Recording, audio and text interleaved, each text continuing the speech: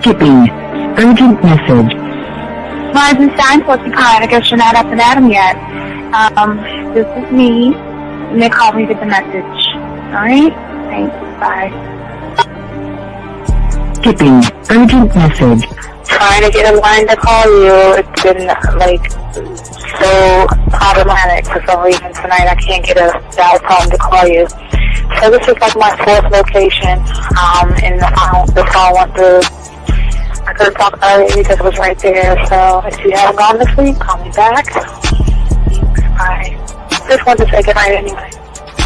Alright,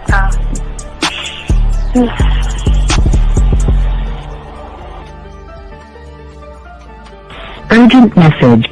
Hi. I hate that your phone keeps rejecting me. You must have a really bad connection. Anyway, I don't know. It's 11:42. It's not even late. So if you're not asleep, call me back. All right, bye.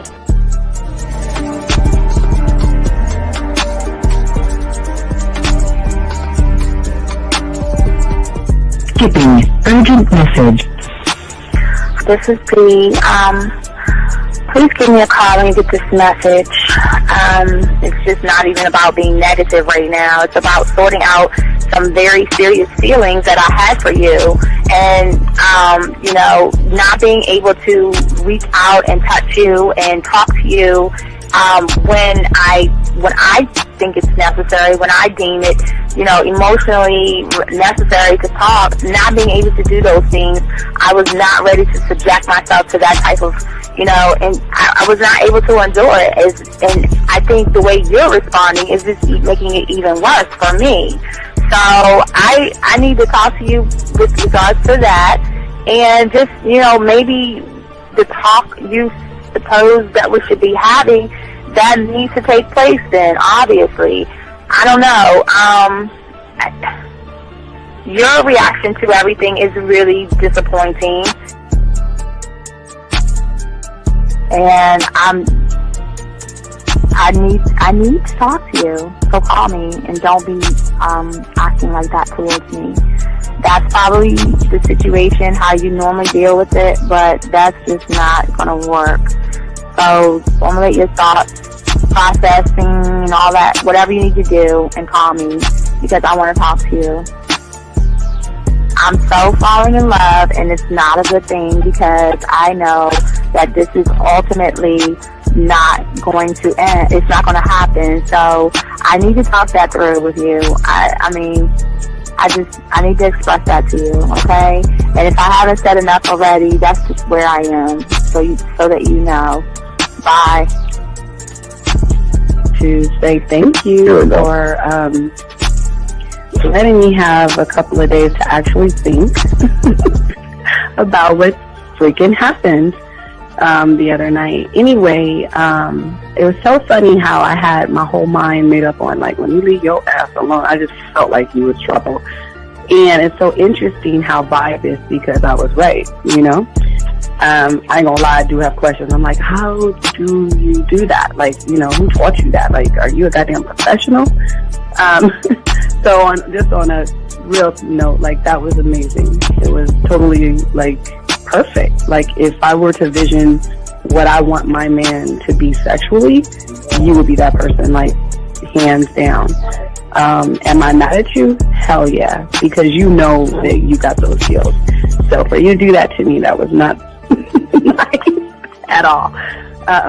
Because I was getting to know you in a whole different way, and it was cool too. That other way was also nice, So I don't know. It makes me more curious about who you are and what you're really about. I won't lie, But again, I keep feeling that vibe of how you gonna do me like that? That is not nice. So you definitely, at some point, will have to give me that explanation because I'm just real curious. But that's it. I'm not, in any way needing anything else. I think I'm okay. I'm staying away from you. I'm still gonna stick to that one. But I definitely want to know. I'm dude, are you on TV? Robert Frank and you're listening to the manmindset.com dating help for men with your host, Steve the Dean Williams. I'm Tyrone, and you're listening to the manmindset.com dating help for men with your host, Steve Dean Williams. So get on board, long dick style. This is Debo. Steve the Dean Williams. Give me your chain, punk. Yeah, sleep with your lights on. I still got the bicycle. Much love, Steve. Do what you do. God bless. Yo, cupcakes. This is C.T. Fletcher, and you're listening to the Man Mindset Dating Show for men with your host, Steve the Dean Williams. The following program is rated MAN. It contains real game, learning your value as a man, original ways to have her face in the pillow and her ass up in the air. I'm talking her knees pushed so far back, it's touching her shoulders. Touching her without touching her. Having a woman respecting your every move. Buying you gifts. Cooking and cleaning with a smile. And knowing her place at the table. So, for all you human males, cupcakes, surface dwellers, and grass-eating lions, viewer discretion is advised. Meaning, if you don't like the truth, then go find a show that helps you cuddle, complain, and cry about women. Just get the fuck out of here. Yo, listen up, young player. Steve's got the remedy.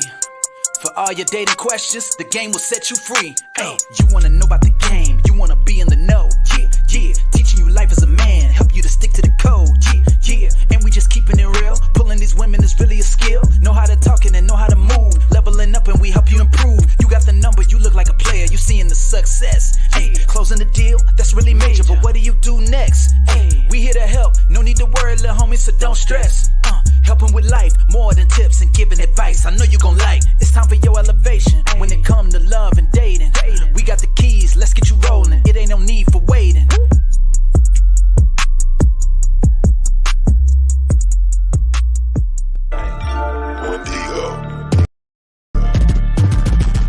You don't cook or clean when my couch has lint. Shame, shame, shame. You don't fold my clothes or pay my rent.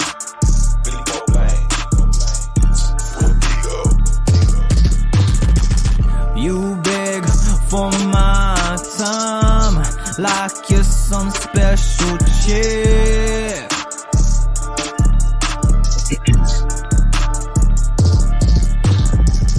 So tell me, why should I give you this dick? All right, what's going on, everybody? It's your boy, the Dean. Class in session, gentlemen. We're going to be doing a not too long of a show, guys. We're going to be chopping up today. We're going to be talking about the 10 ways a game is going to change your dating life. Gentlemen, I do want to say a shout out to all you guys out there who've taken the time to like, subscribe, hit the notification button. We want to say thank you to each and every one of you guys out there. Appreciate each and every one of you guys. And the thing about the show is that we spit game off the top of our dome. We're not content creators. I've been doing this for a long time. Gentlemen, it's birthday package, birthday discounts all month long. But also, gentlemen, I want to say, okay, let's get into the show. But before we do that, guys, we say for all you guys out there, if you want to become a student of the game, please go to Hobby Lobby, Walmart, Target, Amazon, or Michael's and get your 100-piece puzzle set. Gentlemen, the only way that you're going to understand the levels of games that we're trying to teach you is by getting something simple like that, driving home, making sure you dump all the pieces on your table, throw the box away, and begin to put the puzzle pieces together yourself. It's one thought, one mind, one way, gentlemen. Also, gentlemen, if you have a question, please, gentlemen, put a Q if you have a question. If you are texting somebody and have a trouble with her, please send a text message or tell us a text message, and we might ask you a few questions. But other than that, guys, if you have a question, please put a Q, or you can call in at 833-859-8744. That is 833-859-8744. Today, we're talking about the success of the game learning game, and soaking it all up. So we appreciate all you guys that are in here. Guys, got questions? Shout out my dogs out here. Let's go ahead and get it the way we do, gentlemen. All right. So let's start right here. So for many of you guys out here, excuse me, for many of you guys out there, we want to dive into a concept that's fascinating for a lot of guys, because a lot of guys are not taught about the game. They're taught about content creation and things like that, but they're not actually taught the game. And one thing I always believe, that all you guys out there, you can master your life by learning the game and connecting. And it's just not, the game isn't about relationships. It's not about women. The game flows through all situations, gentlemen. And the game, actually, for those that don't understand it, it helps you with strategy. It helps you understand the importance of every move you make, and also foresight as well. And if you look at the game, the way we try to teach you guys and show you all this stuff, you'll see that every move, every thought, every decision counts. And that's what we're going to be talking about today, gentlemen, by breaking down 10 strategies for you guys, taking questions and moving forward. So with that being said, we're going to talk, we're definitely going to talk about this, because this is something that's very important. Because most of you guys right now, I talk to you guys all day. For a lot of you guys that, you go, you come, you whatever, but there's no initiative and everything. Okay. For a lot of you guys, you've been there. For a lot of you guys out there, when something doesn't work out or something doesn't quite go the way you expect it to go, maybe you failed at talking to women. Maybe you failed at reaching out or something like that. And when things don't go the way that you imagine those things to go, you will, most you guys don't look at accountability or responsibility. Sometimes we get mad and we like to point the finger at the woman to say that it's her fault why these things are not going. Okay. So we want you guys to talk. We want to talk about this, because at the end of the day, excuses are not great.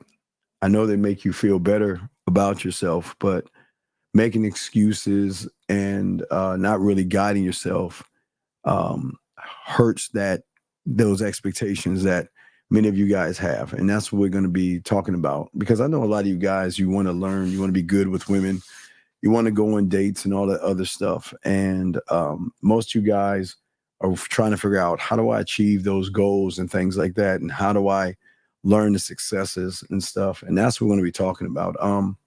One of the things I always learned, even when I was doing this at 9 years old, learning this stuff at 9, I've always realized that the importance of surrounding yourself you need to surround yourself again by two different groups of people. All right, guys, I forgot, get your crayons out, get your notebooks out and stuff like that. But as a man, it is important that you surround yourself by two different groups of people. Okay. First group of people I'll go to second first. The second group of people that you need to surround yourself with are people that can push you and drive you and force you to keep up with the herd, or you'll get left back. And that was one of the things that I was lucky enough to be around. I was around the go-getters. I was around the guys that were ladies, men, and all that other stuff. I've even told you a million times, even stories of how when we created, we got the apartment that when you snooze, you lose type things. And, go-getters do what they want to do all the time, but you always want to surround yourself with people that are actually doing something. If you have people right now who are lazy, who are complaining, who are whining, remember, you are a percentage of the people that you actually hang out with. So we want you guys to kind of take a step back and look at, this is number two. We're talking the first thing. Second thing first is that the people that you surround yourself with, because people can take away things from you. It's hard to talk to, gentlemen, it's hard to talk to people when you have success. When you have success, when things are going right for you with women, when things are going right with you, no matter what's happening, it's hard to talk to people who are lazy, who are very, very negative and things like that. So, gentlemen, you've got to clean your closet out, and you've got to, I know you guys think that you need to keep your friends from elementary school or junior high school and things like that, but you have got to be able to surround yourselves with wolves and grizzlies and sharks and lions. You got to surround yourself and familiarize yourself with those that have game, are gamed up, and get women, because those people actually move totally different. They move in a way. It's going to be amazing for you guys once y'all start to become this or begin to be around people like this. It's going to be cool because it's no longer, hey, let's go out and meet some women. Hey, let's go out and I hear there's going to be some hot women here. Let's go to this place because the women are there. And no, it's just going to be a thing, man. Let's roll. Let's just roll. And then when you roll, you do things. So, it was cool for me.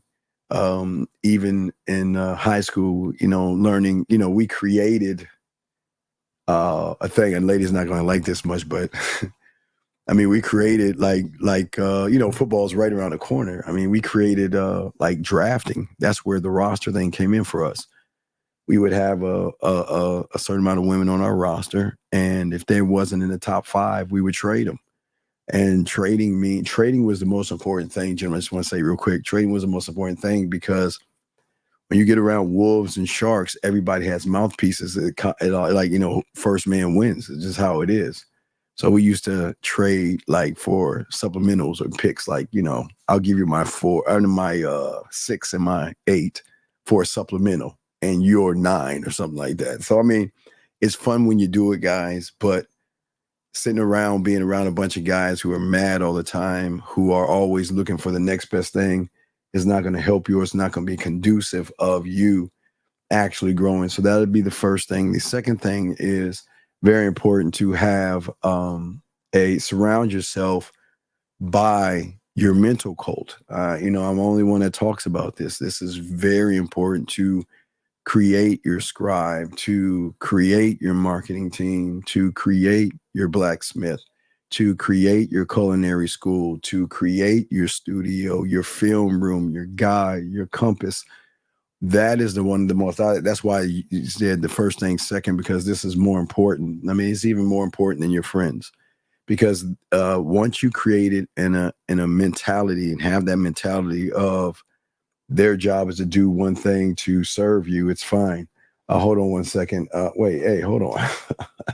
I didn't say y'all didn't. I'm just talking about the guys. Y'all could trade all you want, but we were doing some things and we were trading. I'm not saying you women didn't. I'm just saying that when you're around the wolves and bears, that we move a little bit different, especially going out to the clubs. Well, at the time in high school, they were teen clubs. We couldn't get into the majors until we got out of high school, but going into those things, it allowed us to move a little bit different. But let's continue, guys. You have a question, please put a Q. Lines are open if you want to call in. Also, one thing we have to learn is another thing we need to learn, gentlemen, is to identify ourselves, and not just the way we move. We must identify and create what I call the key move. Now, I am coming out with something. I'm almost done. It's going to be, I can start talking a little bit more about it. It's about the mouthpiece. No one's ever done this. I'm going to show you what I learned, and I'm going to show you how to use what I learned to be able to create your own mouthpiece and to be able to talk to women for the first time. Because I know everybody here, like Steve, you always say talk to women. What does that mean? What does that look like? And I have something. I'm on third base coming around the home. So it's almost ready. It's been years for me to get all this shit together, because I had to kind of make sure I keep it economical and not bombard you. Because, I mean, we're talking hours on hours. So I had to make sure I didn't give you too much. So I had to kind of whittle that down and get to the most important stuff. But what I was saying is that what is important is identifying key moves. And Key moves are the way you talk to women. Your bid. Key move. Key move is the way that when you're on a date with a woman, what do you do? See, the beautiful thing about a key move, gentlemen, is that you do not change the key move. We've always told you guys that one of the biggest problems that so many young men have is that because they don't have any key moves, that they move based off the woman that they see. So if they see a different woman, they're always talking different. And when you have game, you don't have to talk different to women, gentlemen. It is actually identifying your actions and creating what is, I got a call right here, is a great routine for yourself, but not for anyone else. 270 with Chanel, they hung up. Okay, anyway, as we were saying before, it's very important that you evaluate the way you see the world, the way you think about the world, and the way you move. It's very important. And these are the things that's going to give you an advantage. Most people, I know y'all thinking strategies and looking for advantages, but the greatest advantage is the man that can know his key move. Most guys just say things to women and they don't know why they're saying those things, or like, I'm just going to say something because I'm trying to build something. I kind of talked to a client earlier today, who thought that he would do and say something to get the woman attracted to him. But I don't think you guys understand attraction. Attraction doesn't come from a pickup line, or attraction doesn't come from trying to say something you think she likes. The attraction comes from how you present yourself to that woman at that moment, or even before that moment. So it's very important, gentlemen, that to begin all these successes, is actually look to these key things. And the thing is, we have to actually take an honest assessment of ourselves. I know many of you guys out here are very, very good, in school, some of you, but you've all graduated. So you had to be some kind of decent. But for many guys who look at their body, their height, their looks, their muscles, their status, you're not as smart, you're not as good and sexy as you think. Okay. And if what I'm saying to you moved you the wrong way, it's because it's part of your self-identity that I'm talking about right now. A lot of guys don't want to hear that. A lot of guys don't want to, a lot of guys run away from that kind of truth. And I don't mean that being smart, looking good, and all these things is part of your self-identity, though it might be for some of you guys out there, gentlemen. But the fear that you might not be those things is part of your identity. You see what I'm saying? We're so busy looking at the negative things as far as what we think the world wants to perceive us, and as we say, world, women, for a lot of you guys. And for many of you guys, words hurt. And let me explain that to you guys. What I mean by words hurt: saying no, saying I have a boyfriend, saying I'm not interested, saying I want to be your friend, her saying that you are a brother like a brother to me. Any of these words can hurt you guys, but it's the thing that we've got to accept. We've got to accept that truth. See, the thing is that when women say things to us for depending on how you see yourself, most of you guys allow statements to not only hurt you, but you also allow statements to carry over to the next interaction that you have with a woman when you're not locked in on who you are as a man. And the only reason why this happens is because most of you don't believe in you, and you are the strategy. You are the law, the rule, the code. You are the mission statement, the vision statement, the legacy statement, when you begin to actually learn the game. And all these things that most people don't understand is the long-term strategies that you must create for yourself to learn how to actually position yourself. And sometimes, gentlemen, the path is not always going to be clear. I know for many of us, we want a clear path to the woman, but for many of us, the path is not clear. Okay. But the thing is, as someone who has game and is learning game, is that we have to be able to have the ability, even in the fog or the clouds and the things that blur our vision, to have the ability to see the moves ahead without looking what is ahead of us.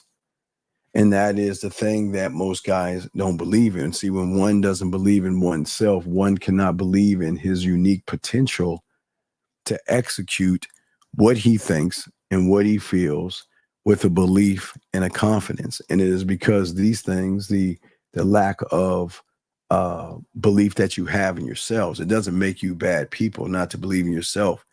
But for many of you guys, you probably asked the question, what is it that I need to believe in? I don't know what to believe in. I don't know how to execute, and I don't know how to think, and I don't know how to actually connect myself to having more understanding to move. And when we don't look at these things and we don't try to fix these things, we actually write things on paper, have big dreams, have big aspirations and everything. But the reality is that many people don't end up achieving the things that they want to achieve. As we said, for many of you guys, we are, the 8th month, the 9th day of the year. And many of you guys are still the same people. And that goes to show that even though we wanted to achieve a big goal that we have set for ourselves, it's not to say that you're not capable of achieving those things. It's just that because of your limitations that you have for yourself, it will never become a reality for many of you guys out there, because it's not the situation, it's not the woman that gets in your own way, gentlemen. It's actually you that get in your own way. And you get in your own way by the excuses that you constantly make. You know, I ask a lot of you guys, what are y'all doing tonight? Most people are going to say, I don't know. Most people should say, well, you know what? I'm going out. I'm going to a bar near the college town. I'm going to a club near the college town so I can meet women. Okay. But for many of you guys out there, y'all hold on to issues and you hold on to problems as if holding on to something negative is positive. And the thing that is crazy that most guys don't understand is that the things that you hold on to that are negative give you comfort, because you know the negative, you know what you are. And from the moment that many of you have been born, the thing about life is always consistently test you, okay? From the moment you learned how to crawl to the moment you walked up on your feet, you were always being challenged by something. But unacceptable is something that a man doesn't think about. And that is very important here, because we will, as children and babies, we've all stumbled and we've all fell, but we always got up. And this is not motivation, so please understand this. I'm just breaking things down to you. But for many of the failed attempts that each of y'all guys have made when you were children, okay, and the mistakes that you made, you eventually got up and started crawling, walking, and running. You know, the same thing with a bike, the same thing with a car. And it's really easy when you are actually proud of the ability, but how can one be proud of the ability if you don't create the ability? You are the ability. I believe each and every one of you guys have the ability if you choose to learn the ability. And that takes skill, because you guys don't understand the game is awesome. It's the summertime. Women are out here and everything, okay? And once you begin to create your own abilities, you no longer look at women the way you do. Area code 954, sir, what's your name and what's your question? Area code 954 going once. Area code 954 going Hello? twice. Sir, what is your name and what is your question, sir? Hey, Steve, Joseph. Yes, sir. How can I help you, sir? What's up? Hey, just a quick question for you, Sure. Steve. I'm actually going to be going to bars and maybe a couple clubs, and I'm wondering if you have any tips, maybe, or No. See, okay, stop right there. Okay. Okay. You want to see what the problem is? What's that? The problem is the question. And you know what Okay. you get to I get to go to the board because I can talk to you and go to the board at the same time. So I'm gonna explain why what you're saying, moving my Samsung Galaxy phone out of the way, people. Samsung. I'm gonna show you what the problem is. Okay, so what you're saying is okay, this is you, and you're saying Steve, you're going to the bar, right? You say you're going to the bar, but you want some tips to go to the bar, right? Now, the thing about the game is this. See, you're going to the bar because of what? Women, yes? You want to meet some I'm women. gonna be hanging out with some friends and shit too. So. Well, yeah, but Little bit about that. but you're saying what are the, but you're asking for tips. So what is a tip you're asking for with a woman, Okay. right? Maybe I should be a little more specific. Yes. I guess. Okay, yeah, because that's important as a man because nobody can read your mind. So the more transparent and specific you are, the more I can help with your question. So what are the tips of you going to the bar? What's the tip that you're asking for? Okay, so I believe you say that you are not your end result, right? No, I'm not my end result. No, I'm not. Right. So when you go out, right, is it best to just have like zero expectations?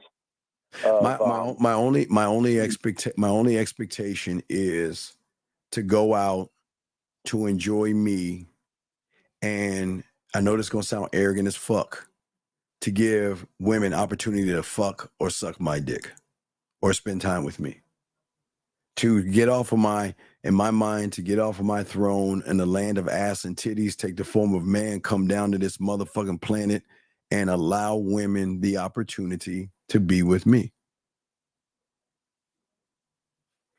I won't move on that. I'm serious. I know that sounds real fucking arrogant, but why can't you feel that way? You know what I mean? So if I go to the bar, I'm saying that. See, the thing is with many guys is they go to the bar, but they allow the bar or the club to actually intimidate them. Because at the bar and the club, okay, what do you have? You have women that's by themselves. You got women that's with their girlfriends.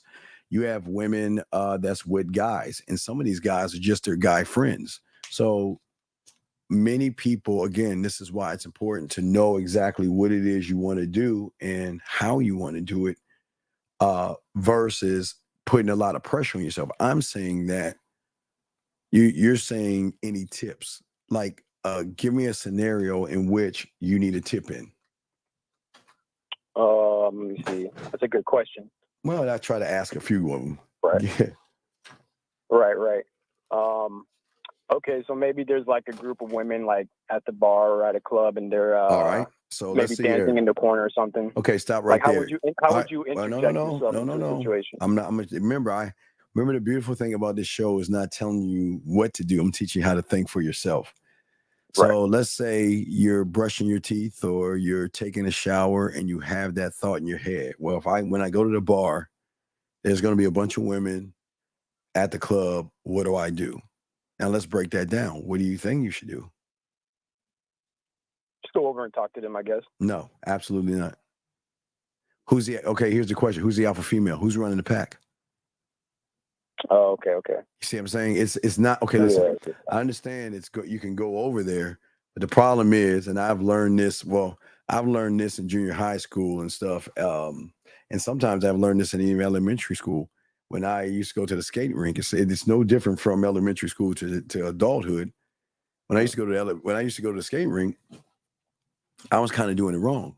I would see a group of girls that I'm a beeline and try to talk to one to go couple skate with, right?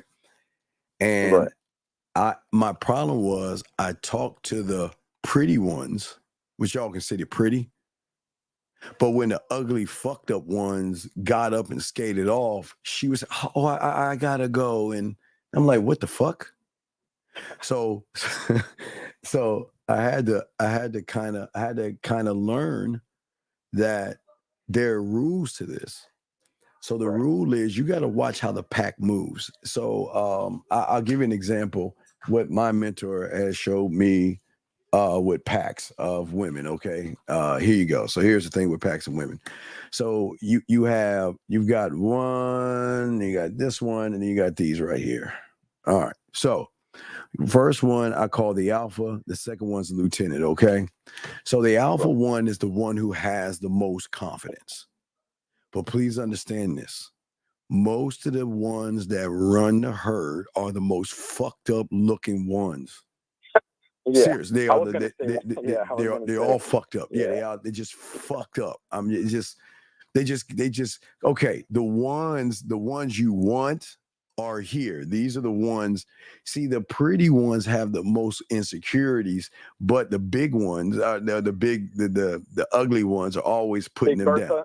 Yeah, it's crazy because everybody always wants to know. You know, when I go to a club and I try to talk to this girl, somebody gets up and then she's got to go. I'm like, what the fuck is happening? See, because you didn't do the one thing that I heard to learn to do, and that is pay homage to the alpha. She's the head of she's like the boss of the group. Now, the lieutenant who is next to the alpha is the one that's about to start her own pack. Now, what she does is she places the alpha female in the best position.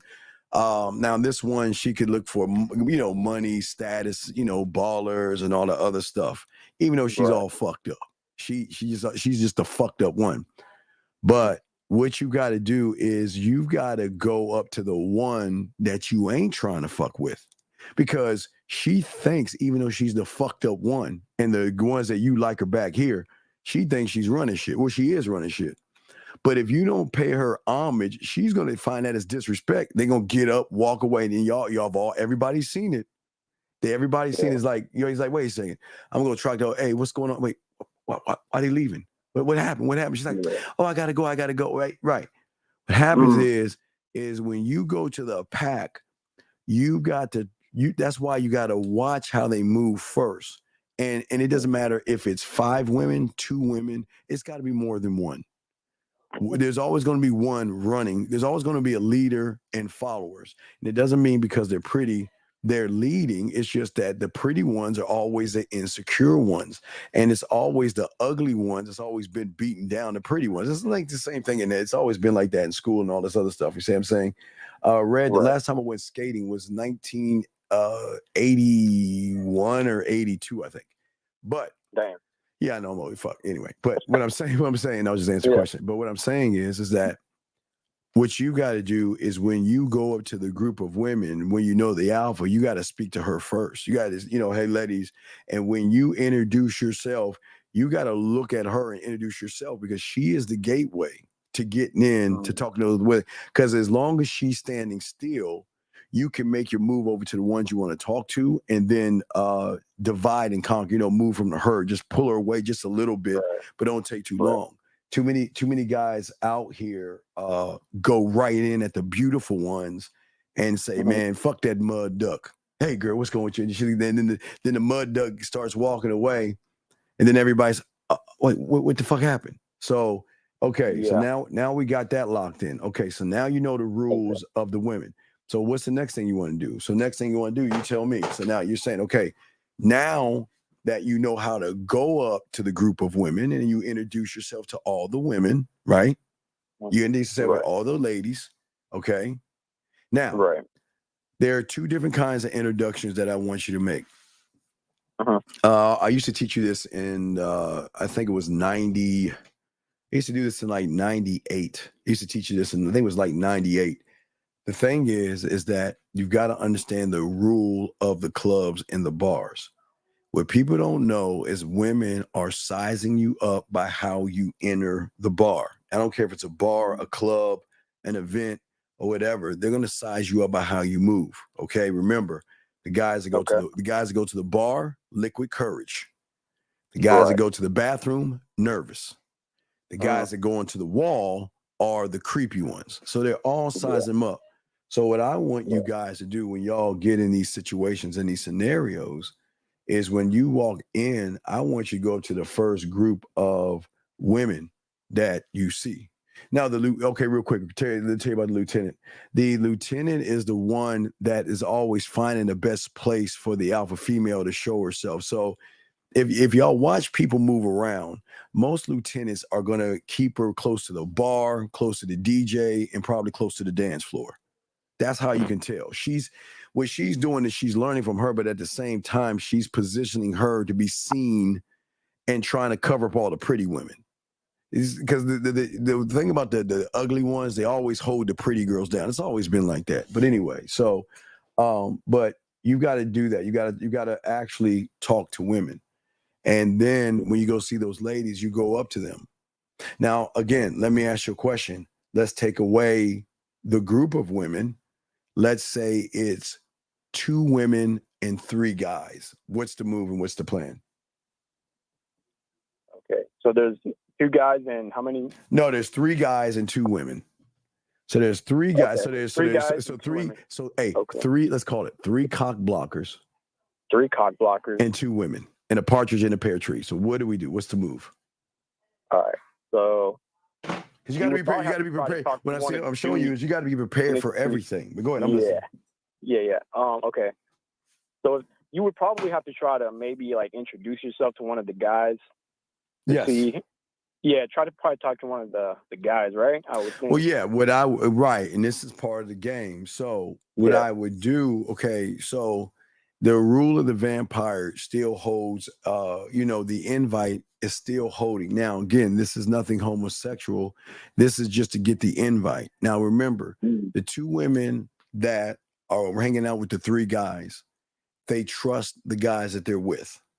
Now, those 3 guys, 2 of them are trying to fuck these women. They just can't. They just hanging out with them, doing everything they can, and they're blocking off any other guy that comes around. Okay, so let me show you. And I get the okay. So let's say they're 3 guys. All right, so you got 3 guys, and those are cock blockers, and you got 2 women. Okay, all right. So these guys are blocking off any guy. So what happens where a lot of guys go wrong, a lot of guys go beeline to the women, and then the cock blocker is gonna stop them. I'm sorry, man. She's dating somebody, or they'll grab her hand. Let's go. And listen, they're not dating them. They're just protecting them. These are women want to go out and have a good time, but they also want to feel secure. So what they'll do is they'll use suckers to go out to the club with them to make them feel good just for being out with them. And these guys will actually follow them. Okay. So I want you to understand. So let's say, let me show you this. Let's just do it like this. Hold on, watch this, guys. So let's say woman A and woman B. All right. So this guy is trying to fuck woman A. This guy is trying to fuck woman B. All right. So you got A. All right. So you got these 3 guys. So whoever goes up to B is going to get blocked by B. Who goes up to A is going to get blocked by A. Who goes up to A or B is going to get blocked by either one. So they're all going to block. Okay. So what we want to do in this scenario, again, we got to sit back. What we want to do is wait for one of these guys to go to the bar. Okay. Now wait for one to go to the bar. So let's say A goes to the bar. You want to beeline to the bar. Now watch this. Now watch this game. So, and I used to teach this like in the 90s. So this is the same thing. It doesn't fail. So when you see the guy at the bar, you want him to bring your virus not only back to the pack, but you want the invite, and you want to use him to get her to separate from the pack. Okay. There are 3 different levels to this. Okay. So what you want to do to this guy right here, if you see him at the bar, you go over and introduce yourself to him. Now, listen, gentlemen, this is not homophobic. You're not trying to pick the guy up. I'm just showing you how you get in with the cock blockers. What you do is talk to him. You want to give him information. All right. You want to lay him information. You want to talk about how the club is hidden. You want to talk about the women, and then you want to talk about the women the women that you've already targeted, or the women that you're messing with. That's your virus. You want to talk to him, hey, what's up, man? Oh man, dog, this, the club is hot, man. I just got done talking to this woman, and I'm gonna go talk to that woman. So you're layering your virus onto A. All right, your virus, right? But also what you're gonna do is say, you know what, hey, bartender, hey, look, man, what you drinking? Oh, You drinking a beer? Now remember, trust me, guys, it's a light investment. So, you know what? You're drinking a beer. Hey, bartender, get my guy whatever he wants to drink. Hey, and let's say his name is David. Hey, David. Hey, David. Hey, man, it's nice meeting you. And if I see you around, I'll make sure I say hi. See what I'm saying? And then you just leave. And you just leave. You ain't picking him up. You just leave. Now, when David goes back to the crowd, goes back to the bar, he's already got your virus.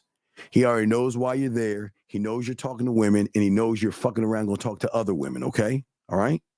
All right? So let's say David, let's move A over. Let's say that's David, and let's move this to A. I'm going to show you how the club works. It's very easy. People don't even see how the game works in the club. So David comes back to the club with your virus. All right. So they're all hanging out. Now, what you do now with the club, if any of y'all know Club 101, I always tell you is to break the club up into 4 sections. Hold on, let me bring this back a little bit. So if any of you guys work the club, I always tell you to go into 4 sections. 1, 2, 3, and 4. Okay. Let's say David and everybody's here. Okay. In section number 4, right? You probably met him in the middle at the bar. Okay. Now what you do is you work your way around back to him. Now remember, you're not picking him up, but he is the one that's going to end. He's going to give you the invite in because he trusts you. He thinks you're a cool guy. I mean, he's a cool guy, man. He was nice to me. We talked a little bit. We laughed a little bit. The motherfucker got me my own drink and floated off, man. That's a cool guy, right? So when you come back around and you see David, what's David going to do? Because this is how people are, even as adults.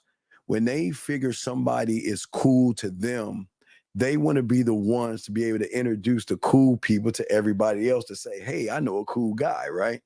So you're coming around the bar, David sees you, he's like, oh shit, hey, come on, hey man, hey guys, it's what's your number? 916, whatever. Hey, whatever your number is. I think it was 946. 954. Or 954. He's gonna say, hey, 954, come over here. I want you to meet my friends, right? I want you to meet my friends.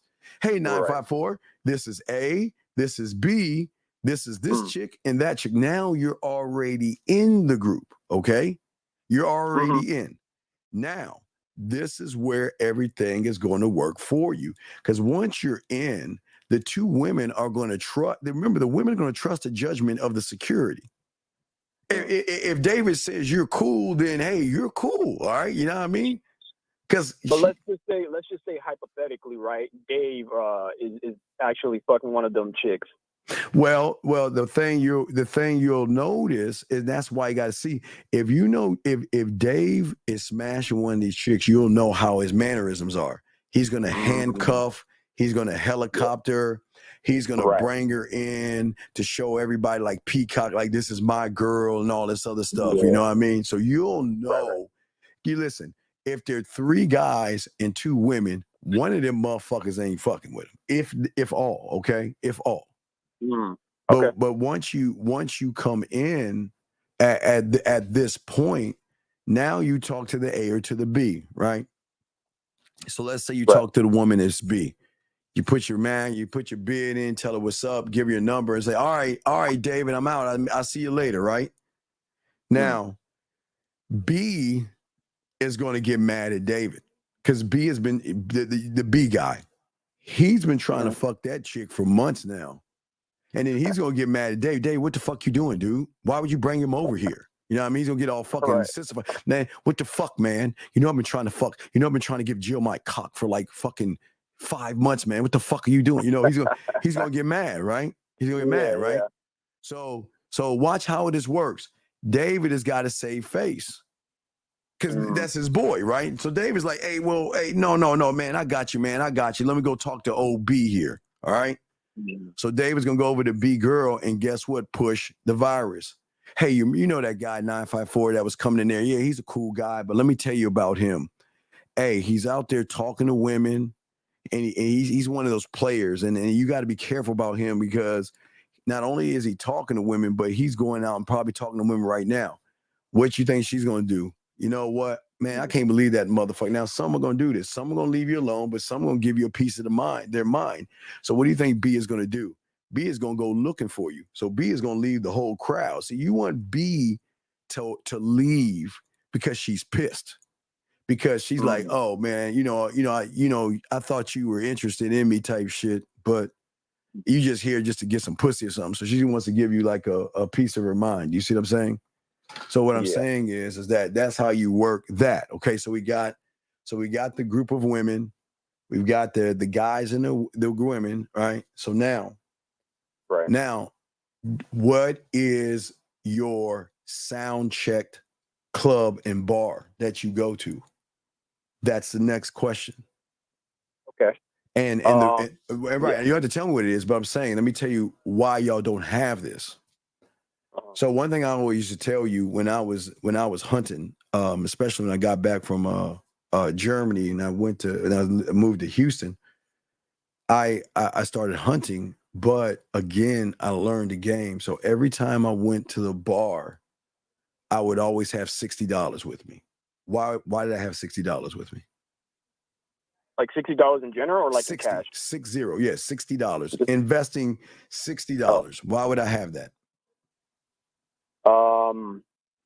Just for drinks or whatever else? No, I don't drink. So no.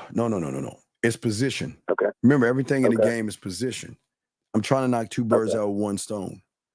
See, for me, my end game with that 60 is to make my 60 back when I get with an older woman or someone that's going to pay for my sexual services.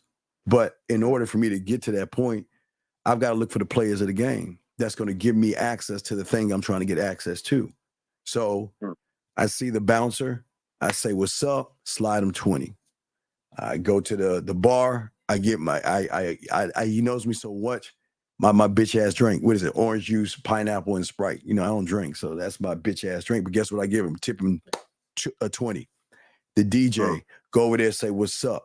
Tip him 20. Okay. So now I'm doing two things at once. So when there's a crowd and there's a long line, and I walk up to the bouncer, you think I got to wait in line?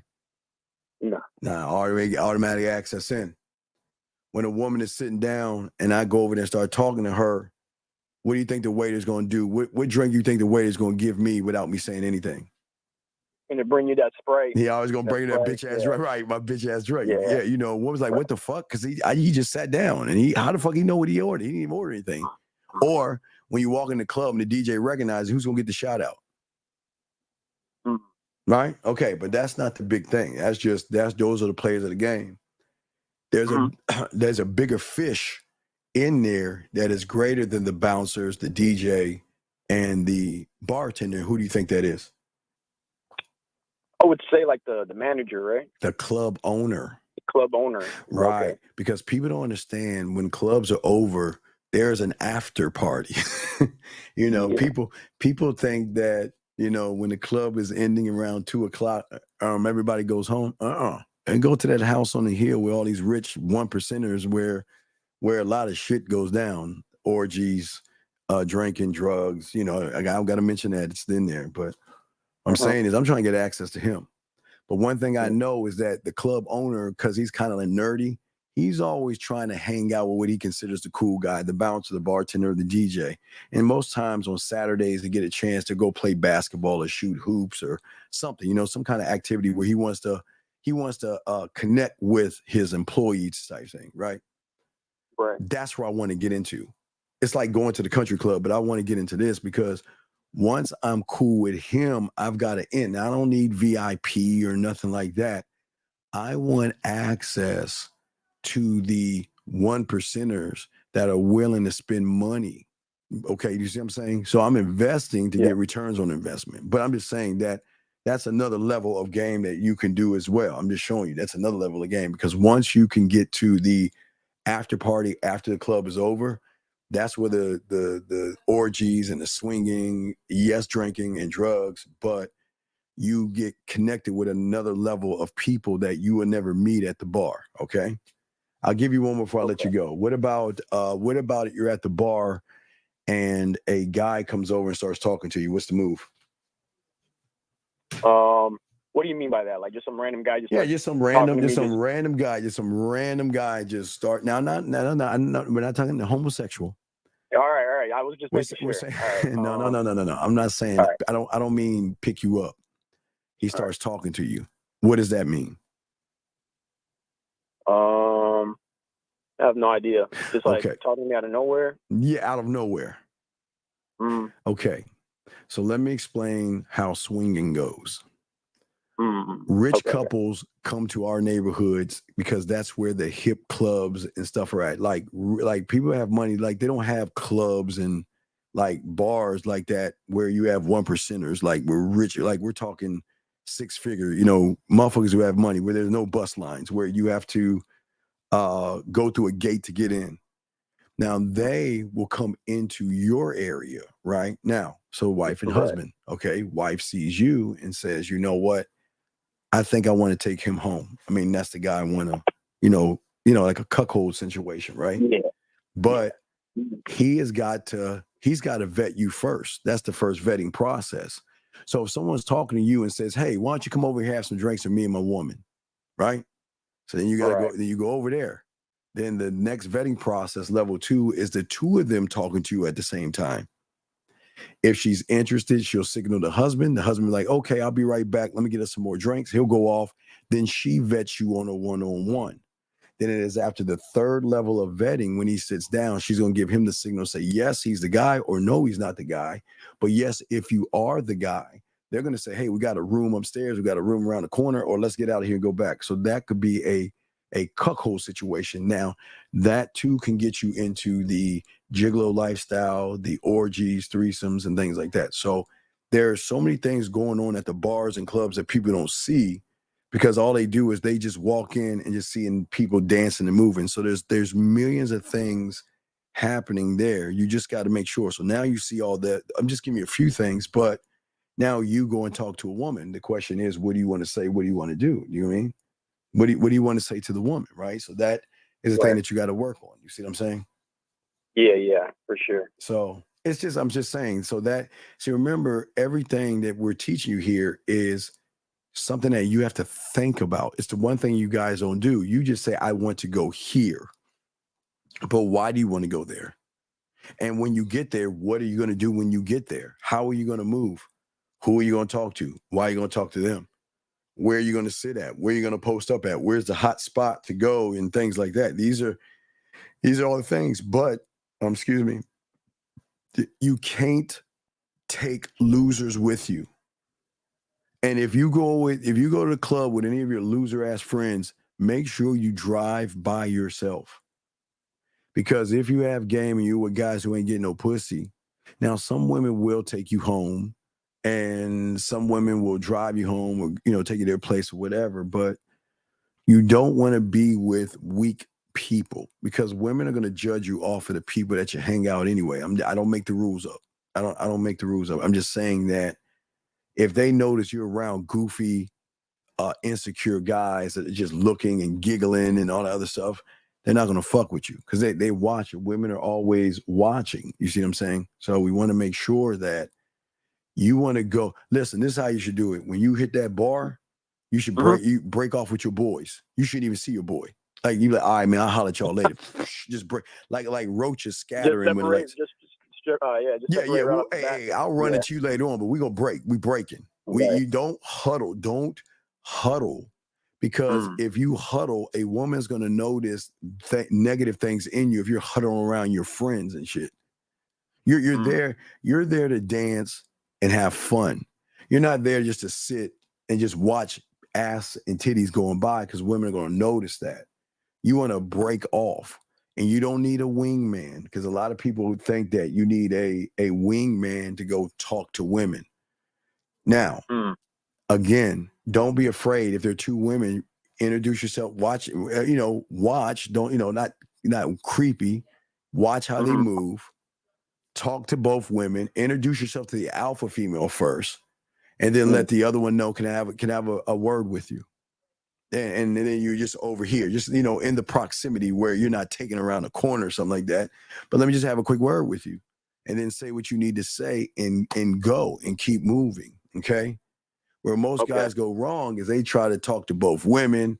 They're trying to impress. They're trying to please. They're all nervous. They're scared. They have anxiety, and everything goes wrong. So just remember there are levels to all of this. Does that make any sense, sir? Yeah, that makes like 300% sense. Well, for sure. I try to make sense sometimes. Yeah. No, you definitely gave me some insight because, like, I want to handle this a little bit more strategically now, you know? Yeah, so. well, you got it. So now when you go to the club, listen, the first fucking thing, I don't give a fuck if it's 5 women, 10. You go to that, as soon as you get in the venue, walk over to those women. Hey, ladies, how you doing? My name is 954. Nice to meet you, ladies. And you point at her and say, you know what? When I get done dancing and walk around, I'm going to be looking for you in a little while. But hey, ladies, y'all take care. I'll see you later. Women are not going to know what you're talking about. But you're going to get separated because you'll probably be one of the only guys talking to women. Most guys just go in a club and get in and cuddle up with other guys, go to the bathroom or get a drink. Women are sizing you up by how you move there. From the moment you walk in, they notice you, and then they'll stop noticing you when you do the same thing that everybody else does. Okay? Yeah, definitely. Yeah. Okay. All right. So just remember that, okay, buddy? But you got this, though. I mean, you got this. Just remember, you just got to ask yourself the questions that I asked you early on, and you'll be fine. Okay, big dog? Yo, yeah, definitely. I'm gonna like watch the playback and watch the playback. Yeah, I'm gonna implement what you said tonight and get that shit cracking. Yeah, get it cracking, and it's not as hard as it seems. It's just that. But then hold on. Remember, this is just the beginning. See, it's a thinking man's game. Then what do I do when we exchange information? Then what do I do? How do I lead her from that point of exchanging information to setting things up? So remember, I'm just giving you one point, but it's point after point that you have to have locked down. But the thing is, I always tell all you guys, I want you to be the letter A or the number 1. Never change what you do for somebody. That's your greatest mistake.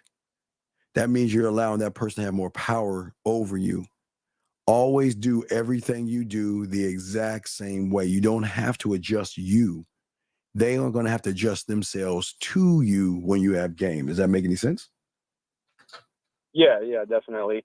It's like you said, right? Like you don't change who you are. No, I'm having fun. Yeah, I don't care if this is a bar mitzvah or wedding, whatever. You go in there, you start talking to those women and work the room. So you want to slice that room into 4 sections. That's all you want to do. And I'm going to hang out in this section over here and talk to these women. And move over to this section over here, move over to that section over there, and just work the room. Don't stay still. Have fun. Some women on the dance floor. Have fun. But don't get caught up in the highway, and don't get caught up just staring at women on the dance floor being creepy. And the highway is one thing you got to move off of. If you're going to get on the highway, I call it the club highway. If you're going to get on the club highway, get on and then get off. But I know you're probably saying, wait, what's the club highway? The club highway is like a herd mentality. Every club has it. It's that they're walking in a circular direction. You can't miss it. Every club has it. When you go to a club, you'll just see people walking, but they're walking in a unison to just keep moving around the club. And that's what I call the club highway. Not really doing right. And all they're doing is walking like a herd in a complete circle. So you don't want to get caught in that circle. You don't want to go into the club and just walk around on the highway.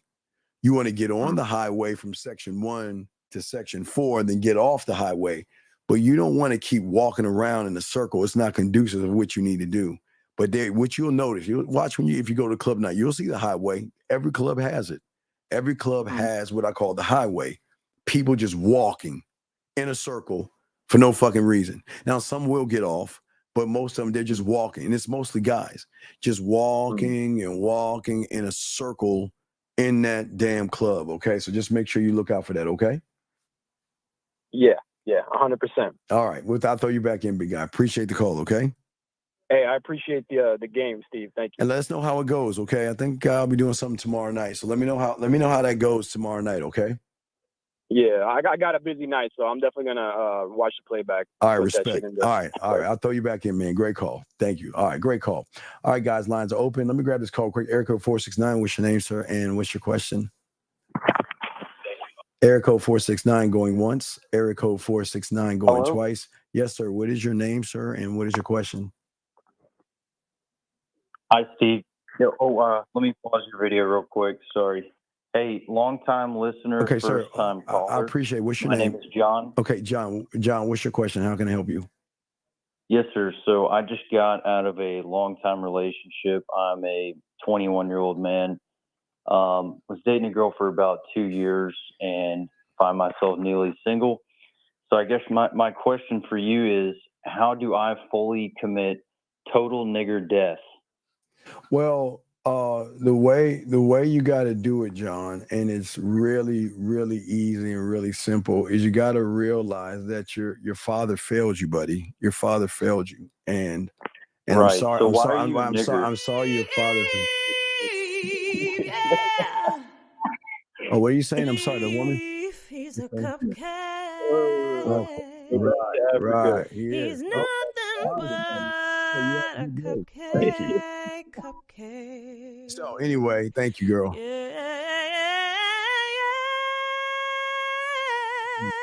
love how you feel. I love girl. Yes, yes, and that's what's so great about this show. I'm sorry, girl.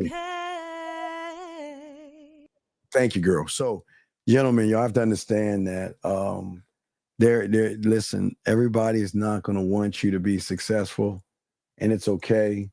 There's a lot of people out here that are going to hate you for the color of your skin, gentlemen. There's a lot of people that are going to hate you for what you're learning today. So we just keep it moving, guys. It's okay. It's fine. We don't need to get mad. We don't need to get upset. Okay, that's just what the world is about. It's all good. But anyway, let us keep going and keep moving forward. Again, we can't listen. Don't give them power. Let them do what they want to do. He's already lost power, so it's all good. Anyway, as I was saying, for all you guys out there, got a question, please call them. We got you covered. But anyway, as I was saying, for many of you guys out there, that the world is always going to gentlemen, consistently test who you are. Okay. And the thing is, gentlemen, when it comes to problems, when it comes to challenges that each and every one of you face, is that you have got everything is learned, gentlemen. And that's the thing that we always want to say to all you guys. Everything out here is learned. We want, gentlemen, you guys, okay, you learned how to talk. You learned how to write. You learned how to drive. You learned how to ride a bicycle, but for some reason, when it comes to learning you, now watch, listen to what I'm saying. You learn certain things, but you didn't grow certain things. I think this is Chicago. 773, what's your name? What's your question, sir? What's up? George, what's going on, Steve? What's going on, George? What's up? Real quick, I was trying to hit you on the back end because I was trying to grasp a couple things. So, could you check your Gmail or PayPal? I will after the show. I will after the show, sir. I will. Yes. I appreciate Did that. you have a question, nobody?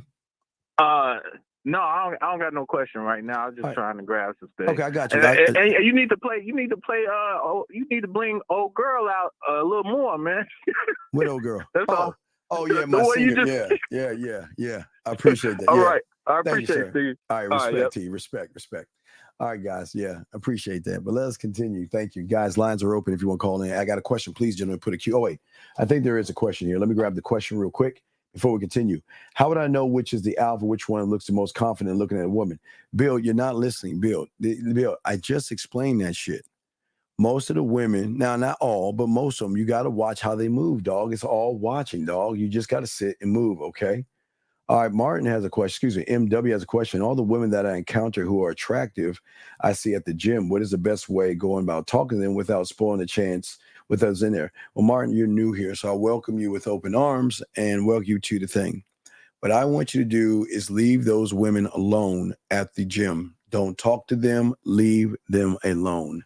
There are many women that look good that are outside of the gym. Do not talk to women at the gym. Go to the gym to do what it is you're supposed to do. Anything outside of that is disingenuous, dirty macking, and tricking your money. So don't talk to women at the gym, sir. Please find it in your heart to actually leave them alone and allow them to just work out, okay? But I appreciate the question, sir. Anyway, got a question for the queue, guys. I got y'all covered. All right, so listen to what I was saying to y'all guys out here. For many of you guys out there, as I said before, listen to what I'm saying. You learned how to write. That's an I do. You learned how to interact. That's an I do. Riding a bike, learning how to drive. You learn how to brush your teeth. You learn how to tie your shoes. All you've been doing all your life is learning things outside of yourself, but never, ever taking the time to learn who you are. You see what I'm saying? Sir, I don't know what you mean by girls are creep at the gym. That doesn't make any sense. But anyway, as I'm saying, so what I'm saying to a lot of you guys out there, because you have learned so many things outside of yourself, you never take the time to learn who you are. And this is why there is anger. This is why there's frustration and anxiety, because each and every one of you guys are not learning these rules of success that we're talking about, versus the key moves that you've got to make and everything like that. What you have to trust is the one thing that you have never actually trusted, and that is you. But you are not a short-term strategy. You are a long-term, infinite thing that has layers.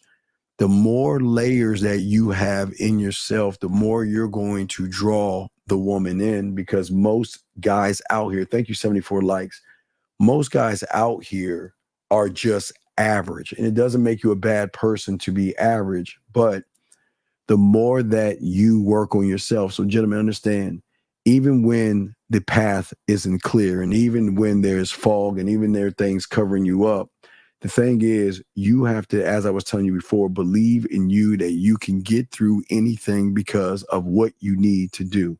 Okay. And that is believe in every move that you make. And that is why we talk about the square. I mean, we're the only ones that break the square down the way we break it down. Everybody has their own interpretation of the square. But, you know, we always show you the square and what it, because people always say, well, what does it mean, Steve, standing on your square? What does that mean? What does that mean? It's basically this. The square is based off this, what you see to the right. Square is always going to be based off of knowing your why, defending it, standing on it, and expressing it. And if you can do those things, you have a better shot of getting and achieving what you actually want to achieve, because it's at that point that when one believes in himself, one can stand on his square and move. And that is a thing that draws women in. BG asked the question, when the path isn't clear, does the vision and the mission statement guide her? No.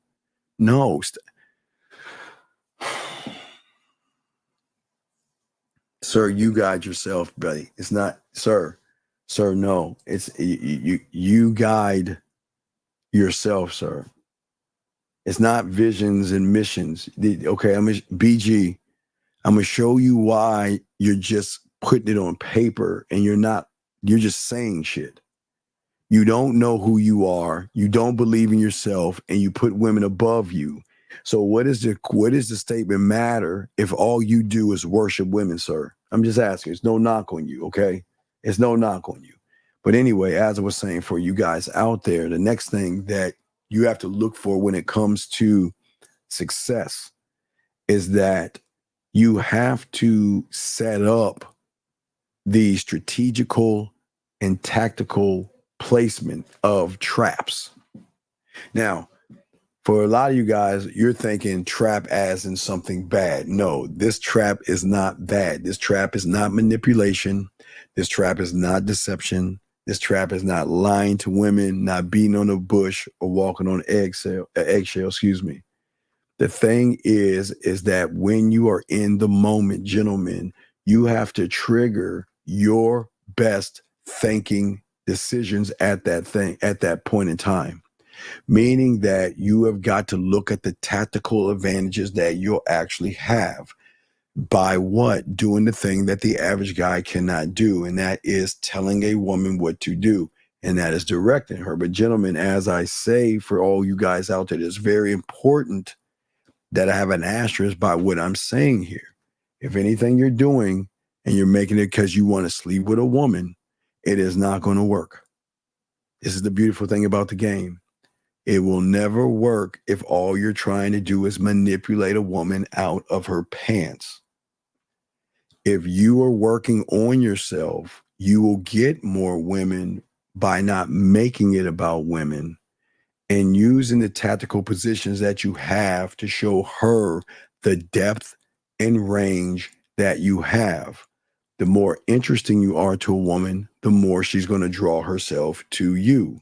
The more you are interested in her, she is not going to want to mess with you because you are unfortunately like everybody else. And this is why it's important also in this strategy is actually adapt to things by being flexible. I've always told you air, sand, water. It is very important to adapt to her responses. Every woman is not going to respond to you the way you want. But here's the thing. Don't ever look or try to figure out what a woman is going to respond to you. Just wait for the response. Wait for the response. And when you then wait for the response, gentlemen, everything actually begins to change for you guys. See, the thing is, gentlemen, the problem is that you're not, okay, you have book smarts. And I think that is awesome. For all you guys, you have book smarts, okay? But when it comes to street game, you're very unintelligent, okay? Because the problem is you're too emotionally invested in the idea of being seen like somebody sexual to a woman. That is where the ignorance comes in at. You are too emotionally invested, and that's why you get hurt feelings. That's why you get upset. That's why you feel rejected, because you're using your unintelligent. Remember, I told you it's a thank you man's game, but you're not using that, gentleman, when you're going out there and meeting a woman, okay?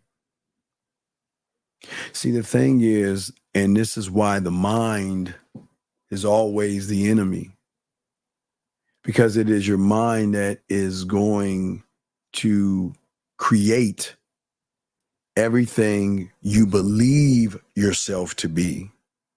And that's why we always talk about most of y'all guys are looking out of the window. You can believe anything you want to believe, but you can't hide who you are to a woman. Listen to what I'm saying. You can believe anything you want to believe, and you can act that part, you can dress that part, and you can lift weights for that part. But the woman is going to look beyond what she sees. Remember, sight beyond sight. She's going to go beyond the interpretation that you have for yourself. And that's one of the worst things that you can actually do. Because, see, the thing is, in the game, okay, there's two kinds of people that search. There are those that search for sex, and then there are those that search for themselves. And for anybody searching for sex in women, you always notice those are the ones not only who don't get women, but who are very frustrated. This is where the incels come in, the red pill, the manosphere, and all those individuals, because they're always searching for something outside of themselves. Okay. And they are always looking for this thing called instant gratification, gentlemen. Let's talk on that, guys. Let's talk on that for a second. So again, I don't want to give you my poor me story. I had to go up the hill both ways to get to school and everything. But what was so great about our time before the internet is that there was no instant gratification. You guys can go on your, okay, so if you look at your shitty ass iPhones, because I know y'all don't have the Galaxy, the Samsung Galaxy. But what I'm saying to y'all guys, if you look at that shitty iPhone is a camera, a video camera, a library. It is a menu for food. It's a map. It's everything in the palm of your hand. You got all the power in your hand. So if you want to know how to go somewhere, you hit a button, instant gratification. If you want to take a photo, hit the button, instant gratification. Hit another button, download it. I mean, it's like that. So now, again, this is not me telling you the poor me stories, but I want y'all to understand why it is those who are outside of the bubble of the internet have more understanding of the world that you guys are living in the bubble, is because outside the bubble, if we wanted to take a photo, we'd have to take a photo, take the film out, go to the photo store, deliver it in there, drop it off, and before 1 hour photo, even before 1 hour photo, it'd probably take a week to get your pictures back. If you were doing a class, a study or something, we would have to ride our bikes to this weird thing called a library. Had to go in there and pull out this drawer, look up and see if the book is there, and then we have to go search it like Jacques Cousteau and all this other stuff. And I'm just being honest with you. So if we wanted to look for something, we had to get this thing called a map, a book, and we had to look through the map and search. So we learned patience where most of you guys have not learned patience, because whatever you want, you can get it so fast and so quickly, which has taught you guys instant gratification. When did you learn about your film room, and does one ever master it? No, boxing, absolutely. So what I learned, I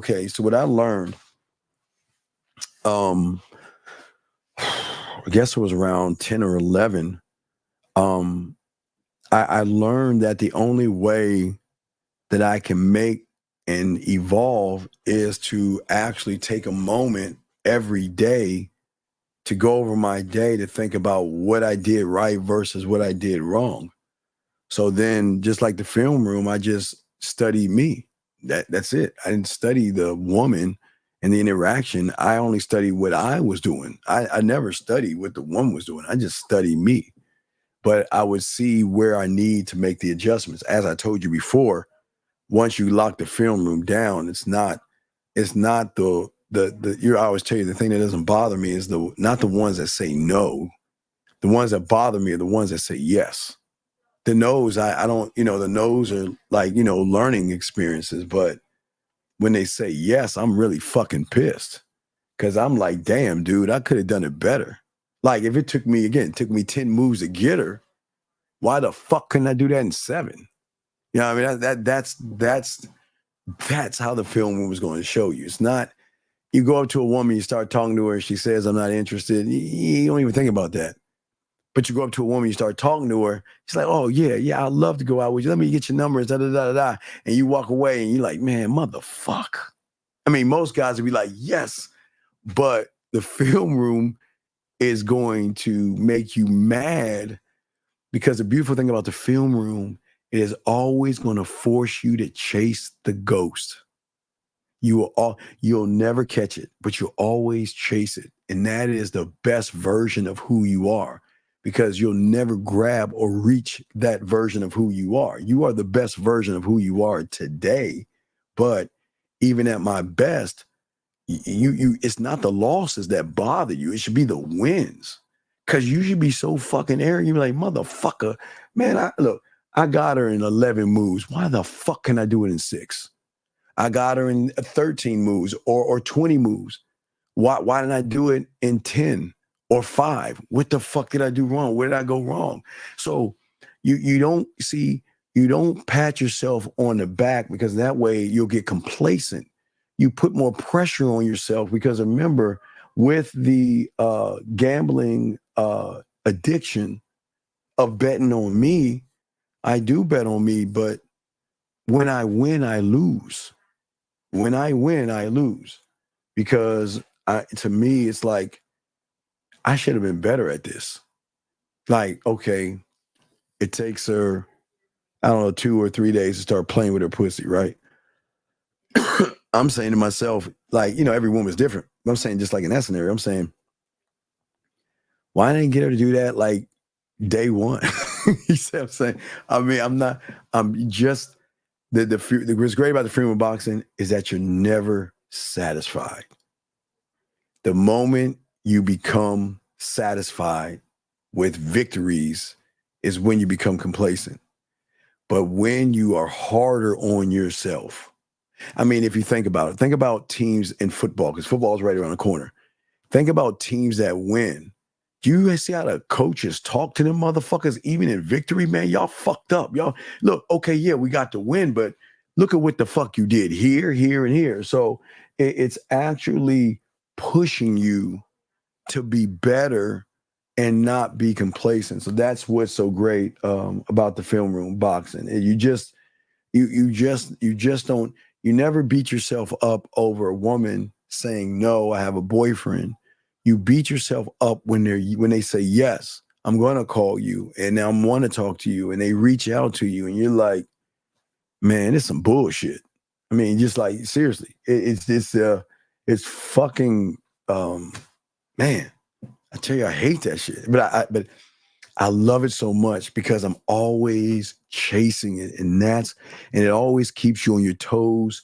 It gives you a greater thrill of hunt, and it forces you to work hard because every time you move up, there is a new level of expectations that you need to reach to keep going up and up and up.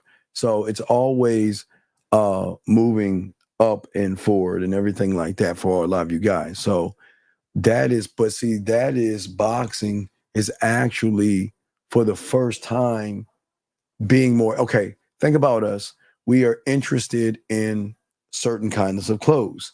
We are interested in certain kinds of telephones.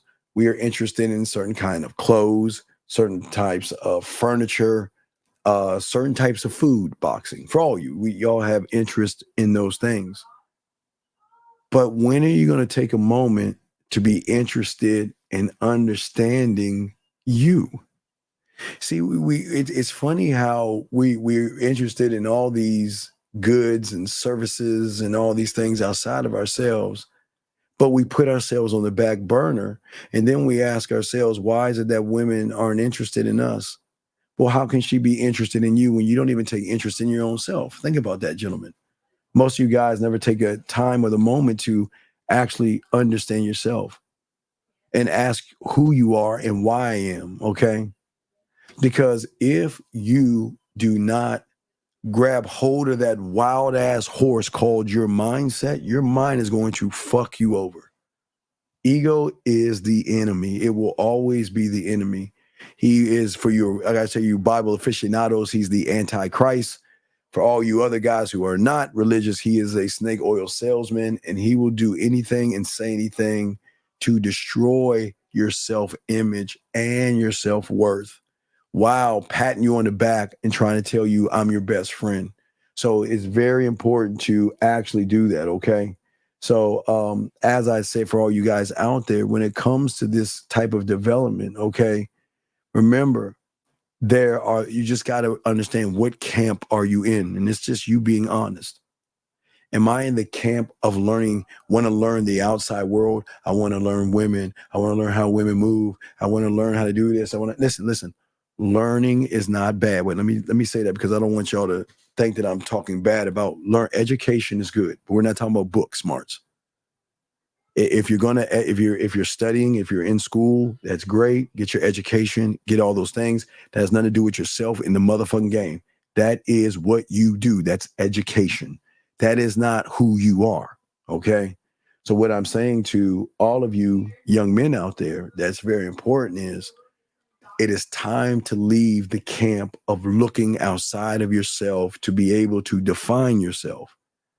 See, what many of you guys do is you define yourself by your degree. You define yourself by your wallet. You define yourself by your clothes, by your hair, by your skin, by your weight.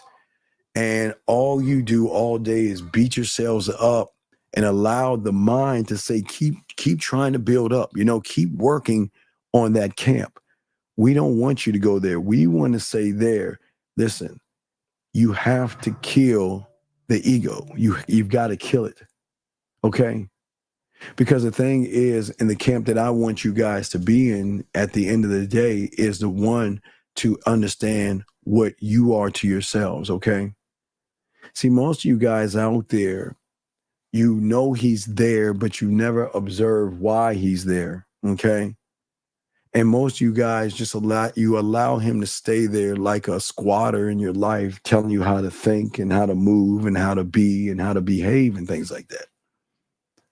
But what I'm saying to all you guys out here is that what is so important is that the mindset and the mentality that we have to have, especially, and this comes to dating, all of this connects to dating, because this is the difference between a woman being intrigued by you.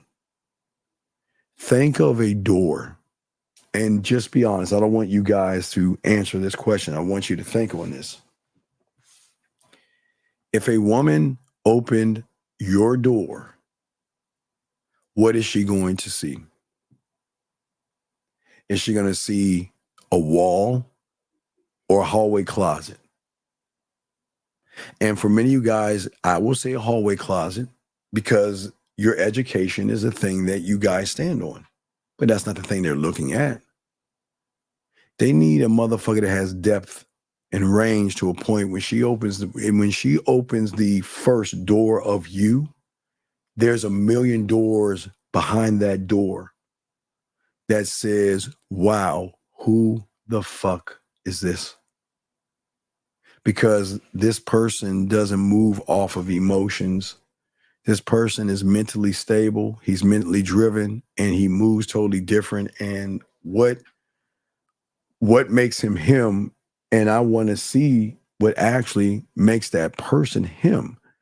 And I think with as many of you guys out here who don't understand, okay, is that most you guys to be able to get the success and to actually understand the game, gentlemen, is learning the game and actually learning how you can free yourself from yourself. You see, the game, what is so beautiful about it, it frees you from beating yourself down. It frees you from self-doubt. It frees you from making complicated questions or trying to ask yourself complicated questions through easy answers. It is the hallmark of simplicity when you realize how beautiful and how simple you are to yourself. But right now, for many of you guys right now, the way you're thinking right now, you are the sum of your thoughts and unfortunately your emotions. And it's not your emotions. It's the emotional label. So let's check that out. I want y'all to write that down. It is okay to have a thought and it is okay to have emotions. But when you have a thought, now here's where we go right and then you go left. Your thoughts are labeled from emotional experiences that put and label the thought. So that means that every belief, every idea, every identity that you have, and every situation that you're in is why you are here right now. But the question is, what are you going to do while you're here right now is the $1 million question, gentlemen. See, gentlemen, listen, it is okay to believe in yourself. It is okay to have ideas. It's okay to create your identity. It is okay to have the emotion of loving all those parts of you. That doesn't make you a bad person. It's realities, okay? Hey guys, you know I love going to the board. Like, let me go to the board to show y'all. Guys, get your crayons out. I want to show you this. It always comes down to reality. So let's go ahead and get into that. So what I'm saying is basically this. This is all I'm saying. All right. It's this simple. This is where the problem is. This is where y'all live. This is where you live right here. So what I'm saying is it is okay to have and live in your reality. That's what I'm trying to get y'all to do. it is okay to have your realities and believe and learn yourself. That's what the success and what the game is all about. It's when, let's say man, let's put the M for the man and give the woman the red for the W. Oh, shit. Excuse me. Let's put the W for the woman. Okay, so this is the problem. The problem is that when you interact or your reality comes into contact with her reality, the moment your realities come into play with each other, this is where you lose because you're not moving off of emotions. You are becoming emotional. I hope you guys understand that, okay? Hagen, you say, where are we supposed to live? What do you mean, Hagen? Hagen, I don't understand. What do you mean by that? Call in and Hagen, I don't know what you mean by that. What do you mean by that, sir? But listen to what I'm saying, guys. All y'all guys listening. This is why most of you guys are having the greatest issues and the greatest problems. For a lot of you guys, you don't even know who you are in your reality. But what you always begin to do is allow a woman to define your reality. Hagen, what's up, brother? How can I help you, buddy? What was your question? I didn't understand your question. Yo, yeah, I think it was because I was a few minutes behind. But you drew the Venn diagram and you said that we live in like in the between part, like between where the two circles are overlapped. Yeah. Well, what I'm saying is that your reality, this is where the femininity and the emotions come in because you're living in her world, in her reality. Because she's making you feel, because she's making you feel something. See, when you meet a woman and you become emotional, anxiety, when you have fears, rejection, and you worry and all that, you are in her world. Now, as a man, when you have game, it totally changes because when a woman meets a man, she becomes a part of his world where she begins to have the butterflies and all those things because of the leadership and the way the man is moving. That's how your world should be. This is how your world should be with every woman that you interact with. But so many guys, Hagen, because they don't see themselves as being the guy, they run into a woman and then they have the problems that you see right here, if that makes any sense, sir. I see. Yeah. Okay. I just wanted to clarify on that, just so I understand. All right, I'll continue. Go ahead and hang up, buddy. But what I'm saying, all right, thank you, Hagen. So what I'm saying is that, as I said before, your thoughts and beliefs are okay, gentlemen. It's that when you label your thought whatever with an emotional feeling, it will always be an imbalance of your nature, not female nature and all that bullshit that these guys came up with. I'm talking about your nature. Let me see this question right here. He says, back then, how do you guys learn how to get around and travel around the city?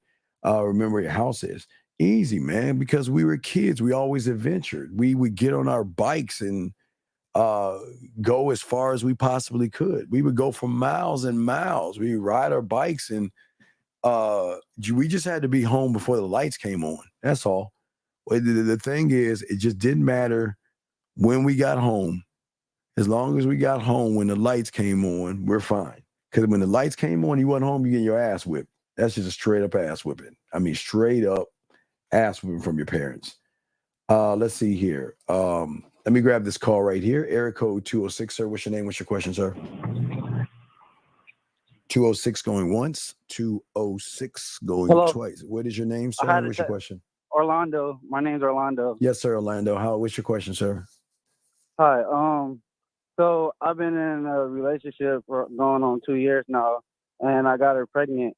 And I know I should have like a 1-strike rule, but I gave her 2 strikes, and now I'm debating whether I should even stick that out because, sir, what you need to do is Monday, Are you off Monday?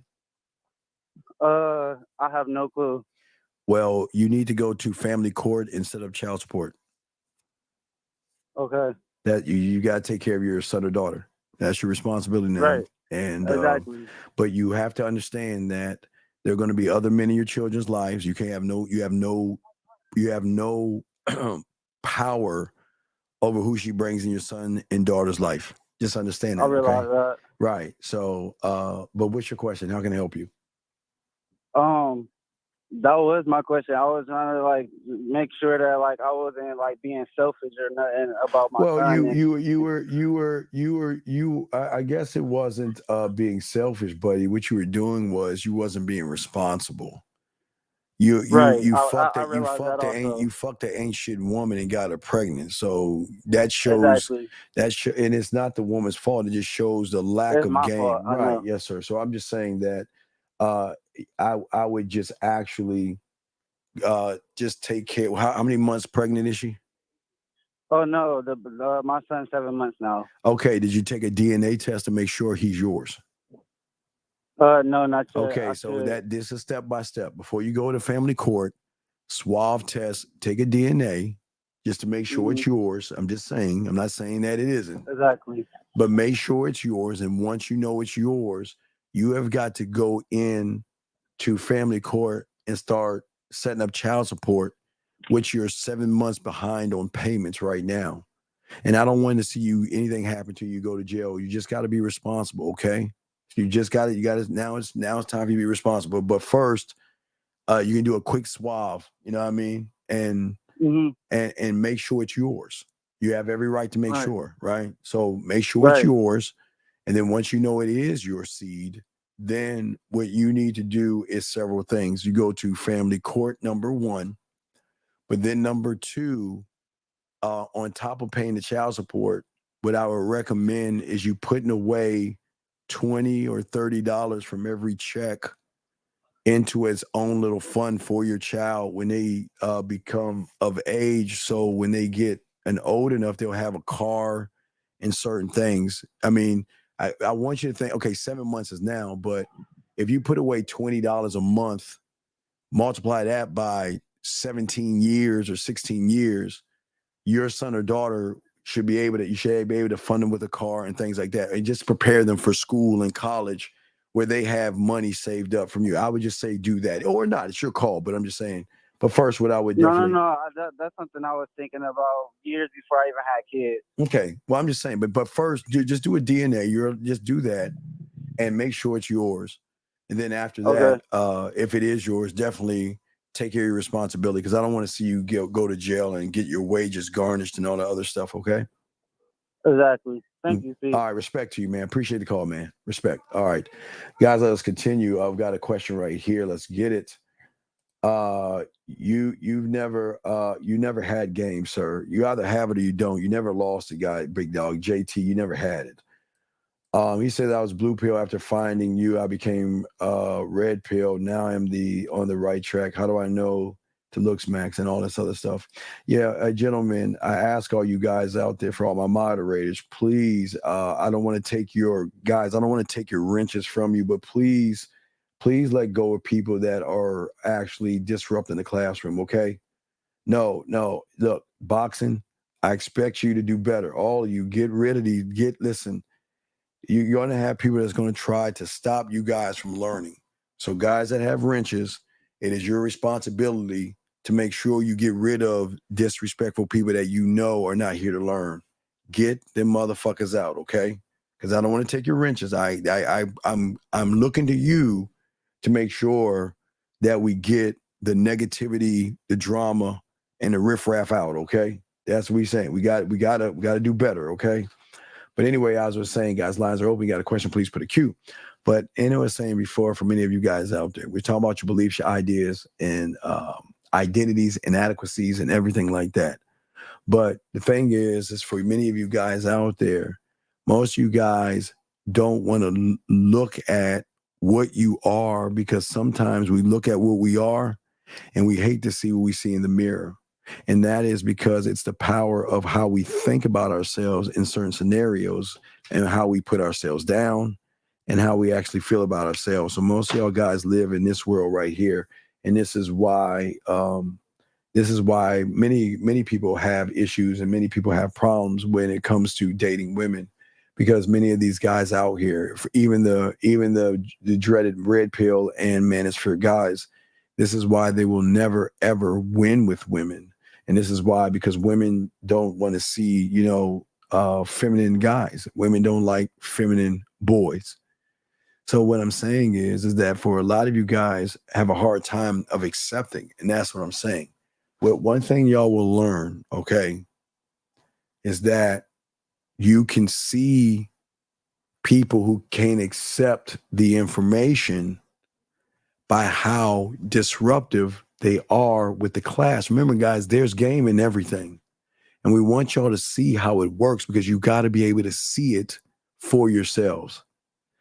When you see what I'm showing you and somebody comes in here disrupting the class, calling in to disrupt it, then that's hitting their pussy in such a way that they feel like, damn, he's talking about me, so I've got to do something to throw him off the scent so he can stop talking about me. Do y'all see that, gentlemen? This is why we keep trying to tell you how deep game is. Game is in everything, but it always can show you what people are by the spotlight that we're putting on that. You know what I mean? So just remember that when you see guys come in here who we will escort, or guys that call in, just remember that unlike you guys listening, they have a hard time accepting it, because accepting what is being said is saying that you're the fuck up and you're the problem. And a lot of these guys cannot handle that. That's why those red pill guys that, come in here from time to time will what? They always think women are the problem. Women are the issue, because they never want to take the time to see that it is their thinking that will always hold them back from success. But here is the thing. See, here is the problem. Think this. Let's get your crayons out, guys. We got you. I got you on this. Let me try to explain where the problem is, and based off of what I just showed you right here. I'll show you. This is the problem. This is always going to be the ultimate problem. This is the number one problem for many guys. This is why you're the same person since January. This is why reading the books on self-help and all that stuff doesn't work. This is why watching a YouTube or whatever, it doesn't matter, gentlemen. This doesn't matter. As long as you're this right here, gentlemen, it doesn't matter, because let me explain something. If you're moving off of your emotions, and it doesn't make you a bad person, gentlemen, okay? Listen to me. This doesn't make you a bad person, but we've got to face the elephant in the room. Your mind is fucking you over by saying to you, the only way you can understand you is by using your mind. Now listen, because most of y'all guys say, well, Steve, this is a mindset show. Aren't we supposed to use our mind? Yes, you're supposed to use your mind, but you're not using your mind. You're using all the elements from the outside of you that makes you think that you're actually using your mind. Okay? Let me give you all an example. We get deep here. Look at what I'm saying. A lot of young men have come here, and I've had tons of them who come from the red pill and the manosphere, and this doesn't make you bad or anything like that, gentlemen. But the problem is you'll never get the success right here, because you're using your mind, your level of thinking. And what is your level of thinking? Your level of thinking is that you remember whatever you attach to your beliefs, your ideas, your identities and things. I'm not good enough. I'm too short. I'm too ugly. I'm not beautiful. I've got to get my money up, my clothes, my status. Like I don't jerk off and all these other things, right? So the mindset that you have, gentlemen, is why you become so confused and why things seem like they're harder than what they actually are, because you're trying to change your mindset yourself, and you can't change you by yourself. It just doesn't work. Not only time you can see that is in the movies. It works very well in the movies. How do I identify beyond my thoughts? Well, this is where the game comes in at. Gentlemen, this is, I always love to give you something simplistic. You didn't go in the first grade. I guess first grade. I don't think it was kindergarten, but I just say right. You didn't go in the first grade knowing how to count. You didn't go in the first grade learning numbers from 1 to 10, 10 to 20, 20 to 30. You had to go into an environment where you had somebody know more than you to bring you up to the level past what you know, to be able to learn what? Numbers, learn alphabet letters, learning how to learn after letters, it was the phonics, and learning how to put two words together, two letters together to create a word, right? And then put words together to create a sentence. And then you had to learn punctuation, and then you had to learn paragraphs. So you didn't know it, you had to be taught it. And it's always been like that. It's never ever been you walk in the classroom like, yeah, I know how to count, add, subtract. So what the fuck the teacher be like, what the fuck am I doing here then? Because what the teacher does is that the teacher will always teach, okay? But the thing is that too many of you guys, you're looking for complexity versus looking at simplicity, okay? But most of you guys do not want to embrace simplicity because you feel all your life, especially if the red pill, you've been hearing about the complexities of women and what they want. Oh, she doesn't want 50-50. And all these women out here are mean, and all these women want this, and all these women want that. And all you've been doing is looking at, all you've been looking at are complexities to how do I fill in the blank? How do I talk to her? How do I get her interested in me? How do I have to date her? What do I do on the date? What do I do on the date? So you've been creating a complex world in your mind where the game is simplistic. It is as simplistic as you learning how to drive your car, ride a bicycle, turn on a light, and open a door. But you cannot fathom it's that easy. It has to be difficult because in my mind, I think it's difficult. But you have got to learn how to accept the simplicities. And this is part of the successes when it comes to dating, because I don't think most of you have to understand, you have got to go past that point. You've got to transcend past the level of your thinking by having a mentor that can get you past that level. Because if you want to do it yourself, think about it. It's not working. It's already 8 months. I always say 8 months and 10 days. I always add that extra day for the January 31st. But what I'm saying is that you've got to alter the state of how you interpret everything. And that's something that most people don't do, okay? So if you look at it, so think about this. Okay, so I want y'all to think about this. Okay, for those that do recreational things outside of themselves, like drinking or drugs, sometimes drugs can or have been used to alter the state of your consciousness, okay? It alters it, okay? And some people use that to change the state of their mentality and their mind versus they just want to get away from, you know what I mean? They just, what they call is getting high. It is getting high off of a substance outside of you. This is not judging, guys, but y'all know what I'm talking about. Hold on a second. Sir, sir, just top dog, just send a message to the man mindset at gmail.com, boxing, you put it in there. But let me get back to what I was saying. So for many of you guys out there, that is called getting drunk or getting high. And I get that.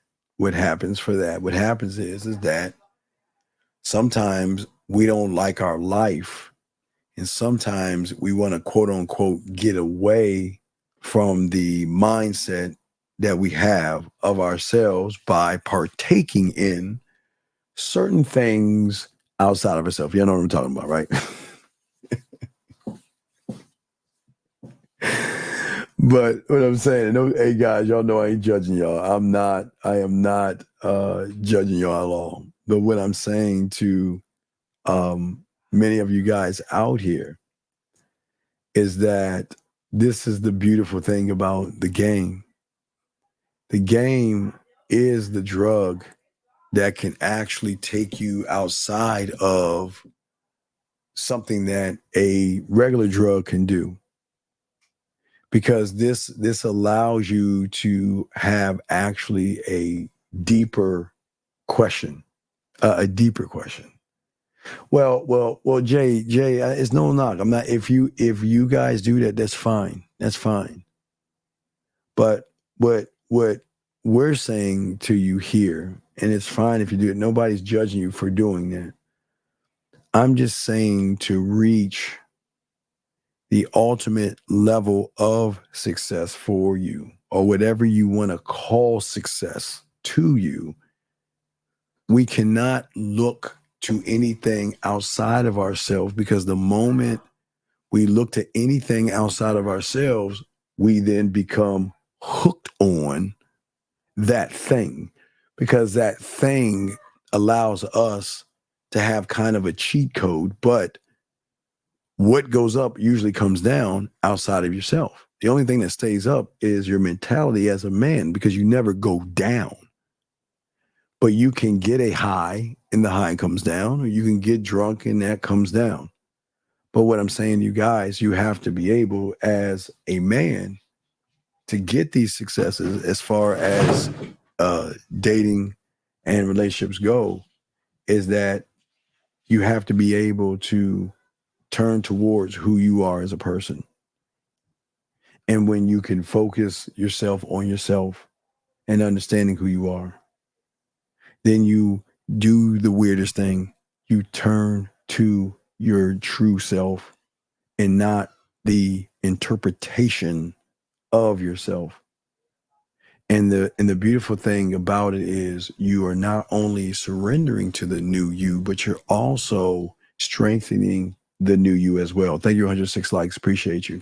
But as I was saying before, is that and this is why women love men, because they can see that we are our own source of happiness. Because in order to find what people call happiness, one must leave the mind alone, okay? Because the mind, remember, is just stored information until you clean it out. And this is what we always say for you guys out there. You must be able to clean out the mind and the mentality. And if you can't clean out the mind and mentality, you're always going to have the issues and problems that you're having right now, which is also important of that. This is why that, as I tell you about position, but also you must study your mentor. You must always study the master. The master is the most important thing, okay? The master is not what you want to achieve to be, but you always want to surpass the master, and it can be done. But also the thing is that the challenges are going to be in front of you and a lot of setbacks, because learning who you are is going to be a challenge, and learning who you're not is going to be a setback. But you must do the thing. And I told you, I even say in the facilities, the greatest problem of a king is what? Sacrifice. Sacrifice is the greatest thing. And that means you have got to sacrifice who you are today to learn the new you tomorrow. Guys, got a question, please put a Q. Guys, we're not going to be on too long and everything like that, because The games are about to come on and stuff like that. But if you got questions, put a queue. Lines are open and stuff like that. But what I'm saying is that 3 a.m. Listen, hold on, wait. This is what I'm saying. This is what I'm saying. I appreciate the statement, but please understand I'm not trying to beat you up or be mean to you. But this is why you're never going to be a motherfucking man. And this is why you're always going to no, I got you before you even asked the question. I got you. Listen to me. 3 a.m. You know what's so beautiful about the game? The thing about the game shows you what you are, what you can be, and it shows you what you're not. Write that down. The game can show you what you are. The game can show you what you can be, and the game can show you that you're not. And what I'm saying to you is that if I were you, I wouldn't even worry about it. You're not built for this. You're not built to be a man. And this is no knock on you because you're asking a great question, but the answer is in the statement. Your statement shows that you're not built for this. And see, the thing is, and the reason I know this because I know what a 9-year-old did versus however old you are. And the thing is that if you feel like it's going to take forever, don't do it because I'm telling you, you're wasting your time because everybody can't be a man. And this is not for you. You're not built to be a man. You're not. You're built to be emotional, lazy, shiftless, and be what you are. But one thing I say, because it's all respect to you, 3 a.m., is that don't ask. You have no right to ask for a woman to submit to you, to serve you, to respect you, and to be loyal to you when you are not those things to yourself. So don't expect to have, because here's the good news. You're going to meet women. I will never say you won't, but they will never be loyal to you. They'll never submit to you, and they'll never respect you because they know you don't do those things to yourself. Because look at the statements that you make. The statements that you're making is showing you, okay? So I'm just letting you see that. But anyway, guys, like I told you, just remember that. It's not the case. It's very simple. Each time I tell you, it's very simplistic, gentlemen. Thank you, 111 likes. As I say, it's very simplistic. I'm not trying to complicate this. But for many people, they want, as I told you before, they look at like long and boring. Man, this is a great, man, guys, when y'all get the game, it's such a great ride. It's such a great ride. Because right now, most of you guys are broken up into your conscious and subconscious and stuff like that. Okay. So before I kick you out, I'll answer your question. Before I kick you out, I'll answer your question, but I'm about to remove you. So, gentlemen, matter of fact, I'm not going to even answer. Gentlemen, what do you want to say to this guy right here before we kick him out? Because I want to show you something. Gentlemen, what would you like to say to this gentleman right here? I watch. I'll let them tell you something that you don't know, and this is why this isn't for you. But thank you, Gil. But I'll let the guys tell you, gentlemen. What do you want to say to this young man on this question? I'll sit back and let them do it. I'll sit back and let them tell you. Go ahead, gentlemen. Go ahead and talk to him before I kick him out because I want you to see why this isn't for you. But gentlemen, anybody? Thank you. Anybody else want to say anything to this gentleman right here? And if I was you, dog, don't waste your time here. This isn't for you. This isn't for you. You are wasting your time. You need to go back to the manosphere or red pill. You're just not built for this. This is not for you. But I don't think, and thank you, Ghost Outside. Yeah, and I hope you learn this. But hopefully, the next place that you go, sir, that you go to actually want to learn and not worry about what the master is doing. So, with that being said, we wish you the best of luck in your endeavors. Please take care of yourself. So, anyway, let us keep going. Okay. So, as I'm saying for all you guys out there, gentlemen, that shows. Remember, the thing that I need y'all to focus on is yourselves. And if you're focusing on anything other than yourselves in here, this is not for you. I've always told you that this isn't for people that focus on things outside themselves. We want you guys to be locked in and learn how to move. And if you can learn and lock in, guys, y'all are going to be fine with this. Y'all going to get this down, but this is not for everybody. It's not. But as I said before, for many of you guys out there, is that we want to get you guys to go beyond what it is you think about yourself to be able to get the successes. Okay. See, many of you guys think the successes, unfortunately, is based upon what the commercials give you, the ads, work outside of yourself. You see what I'm saying? Be happy with your self-destructive behaviors because you're uncontrollable, and it's just, no, it doesn't work that way. It never works that way, okay? And at the end of the day, gentlemen, this is how you guys can win. And this is how you can learn. And as long as you are following some of these things as successes, especially your sacrifice and all this other stuff, you'll get this thing down. It'll never put you in a bad way. You see what I'm saying? Let's see here. Let's see. Let's get this question. Let's see here. How to make the most of these few weeks of summer we have left? Well, trick 44, you're not going to make it. You're not doing anything to make anything of yourself, but just sitting around and being lazy. It's crazy how we are tailing off to the summer, and many people are not actually doing anything or working themselves to learn this game. It just doesn't make any sense. It doesn't make any sense. And what I'm saying to all of you out here is that the more you start to learn this game and understand that the game will always teach you patience. It will teach you to focus, and it will teach you to realize even if you make a mistake, the game is not over. You're going to make plenty of mistakes, guys. It's okay.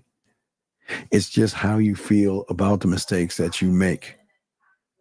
Oh man, I should have said that to her. That's cool. Don't beat yourself up.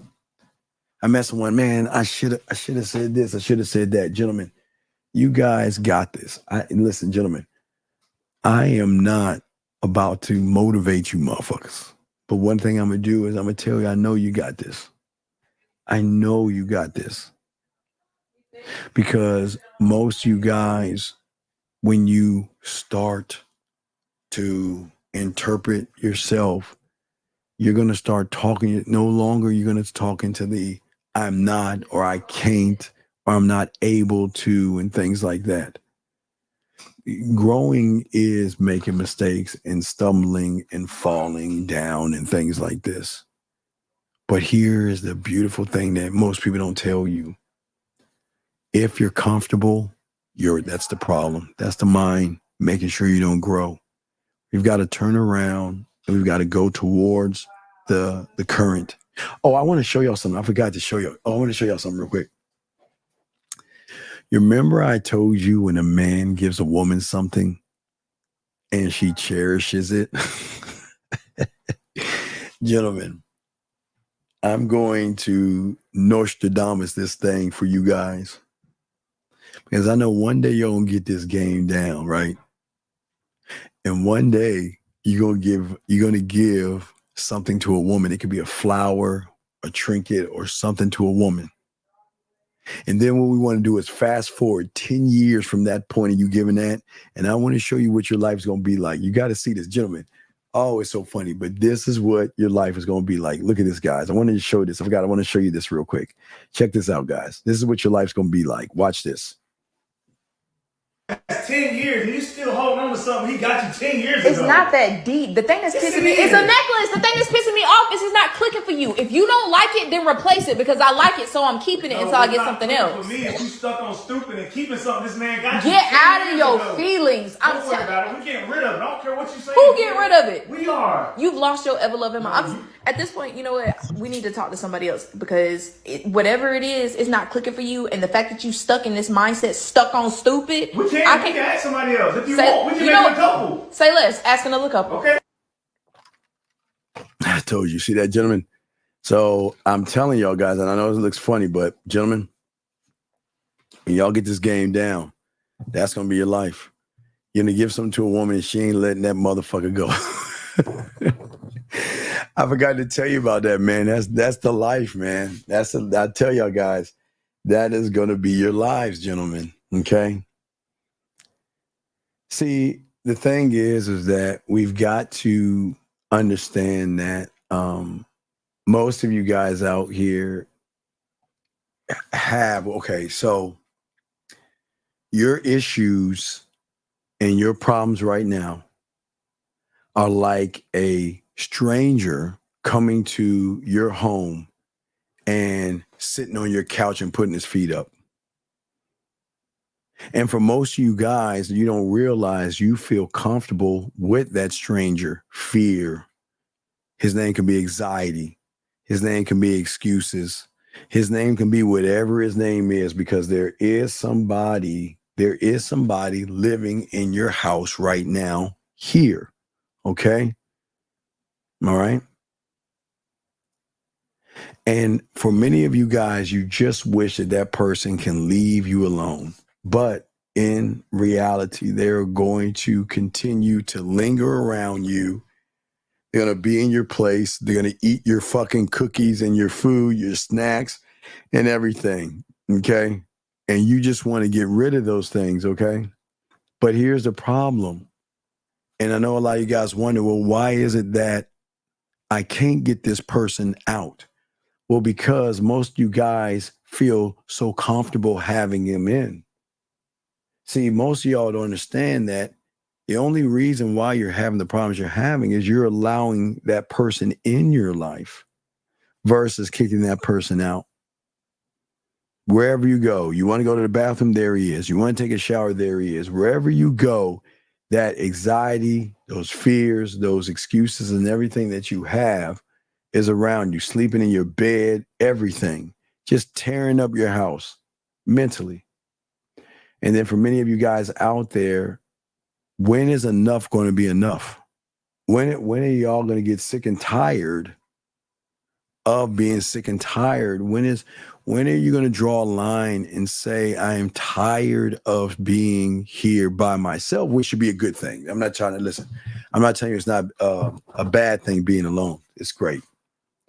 But I'm saying, when are you guys going to take a moment and get tired of, okay? When are we going to start looking at these problems as not problems, but choices we make? Remember, sometimes, listen, you cannot control the outside world, but you can control this person right here. Not me, but you, me. You. You see what I'm saying? Not you, me, but you.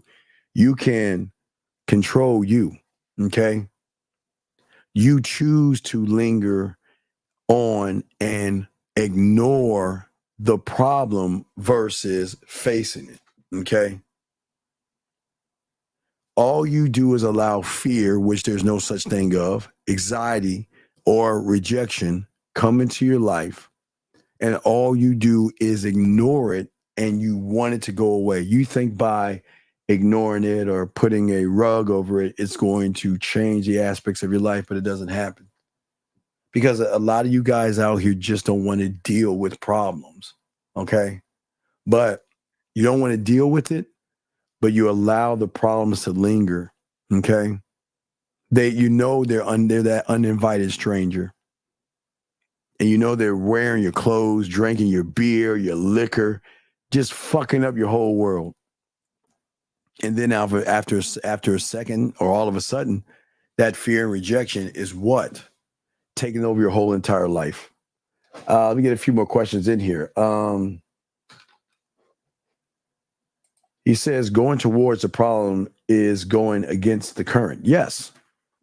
Yeah, we always run away from the problem because we don't want to either take the time to fix or solve it, or we think that if I just try to ignore it, it's going to go away. It just doesn't do that. But what I'm saying to you is, to get these successes, is that you have got to acknowledge that there is actually something wrong with you, okay? All right, and that's not a bad thing, okay? But you've got to face it. But the question is, do you want to face it? And if you face it, how are you going to face it? Okay? All right? And that's what I'm saying. If you guys just start look at it and work, you'll learn, and that's it. But remember, gentlemen, everything is always going to be a choice, gentlemen, in your life. Everything. Okay? Every time you grow, you develop, you desire all these things. But when you're in the game, dog, oh my God, when you're in the game, man, going into uncharted territories, man, is fucking awesome. It's, man, guys, it's I don't know what what it feels like to take a drug, but I know what it feels like to go into uncharted territories in your mind. No more worrying and no more stressing about an unknown future or unforeseen events or circumstances. And this is why most of you guys have limited experiences in certain areas that you have, is because the uncertainty that most of you have. Hold on, let's see. I'm gonna get this question right here. Limitless asks a question. He says, is the way you think based off of how you feel about yourself, or does the way you think lead into the feeling? Well, Limitless, I don't know. You've got to tell me. Limitless, okay, I love the question, but in the question, what is your answer? Because no matter if you are looking at yourself, okay, or what you think of yourself, at this point in time, there is uncertainty, and uncertainty is always going to override and supersede the statement. So what I'm asking you, Limitless, is what is leading to your feelings? And if it's women, it's fine. It's no knock on you if it's about women, but you know, that's where some of the problems come in at. Let me see here. When a man learns more about himself, is that when he becomes magnetic? No. See, boxing, this is the fail. See, what you're saying, boxing, is you don't want to learn about yourself. That's the problem. You just showed that you don't want to learn about yourself. And let me explain. Because you're making this shit about pussy and you don't even realize it. You made a statement, and this is why you're not getting it, because at your core, you want to be magnetic to fucking women. I'm magnetic to a woman because I don't give a fuck about being magnetic to a woman. You are not getting any women because deep down, you want to learn yourself for women. And the game ain't about that. You should never, ever look to be magnetic only to yourself. But you're trying to be magnetic to women. Yes, outcomes, dog. That's why y'all fail, because deep down, you don't even believe in yourself to even learn yourself. You want to use these as tactics to draw women in. And this is why it's never worked. Dog, y'all can't cheat the game. I don't know why y'all think that y'all can cheat the game. You can't cheat the guys. You cannot. Remember, I tell you what the game's gonna show you for what you are, what you think, and what you're not, dog. And you can't cheat the game. The game is like the perfect computer program. It has no thoughts. It has no feelings. It just fucking moves forward. It doesn't stop for me. It doesn't stop for pimps, max, players, ballers, or hustlers. The game always moves on with or without you. And it doesn't fuck with anybody that is trying to cheat it or trying to find a boxing a cheat code. Let's see here. Let me get to this question here. Wait, did I press it? Oh, wait, that's why. Let me stop. Hold on a second. Let's stop doing that. That's why it's hold on a second. Let me ask some of y'all questions. Question right here. Let's see here. Oh, wait, I'm sorry. Got questions. Go ahead and put a Q. I got you guys. I'm trying to catch it. God damn, I'm trying to catch your questions. Fuck. Hold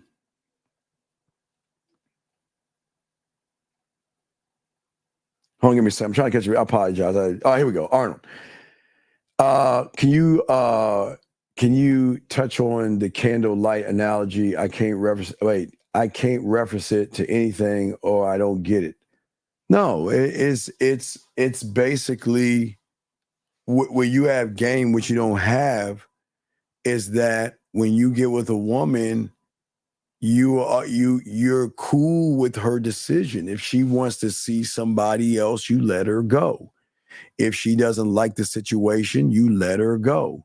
If she's complaining, you let her go. If she's trying to change you, you let her go. If she's disrespectful, you let her go. If she challenges you and your authority, you let her go. If she goes against your program, you let her go.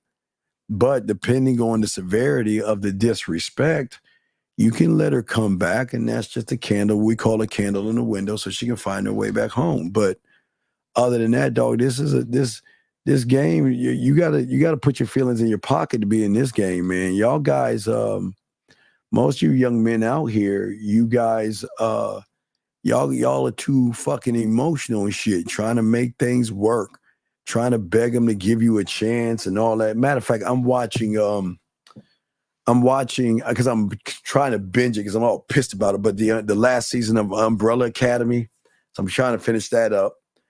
And the woman has the nerve to say, you know what, I'm not going to give you a spoiler, but she tells her husband, you know what, I need some time to think us out because I don't think we're ready. I don't know if I want to be with you anymore. He's like, no. If a woman says that as a man, you let her go. And if she decides to bring her ass back, cool. But you know what? You don't fight for women.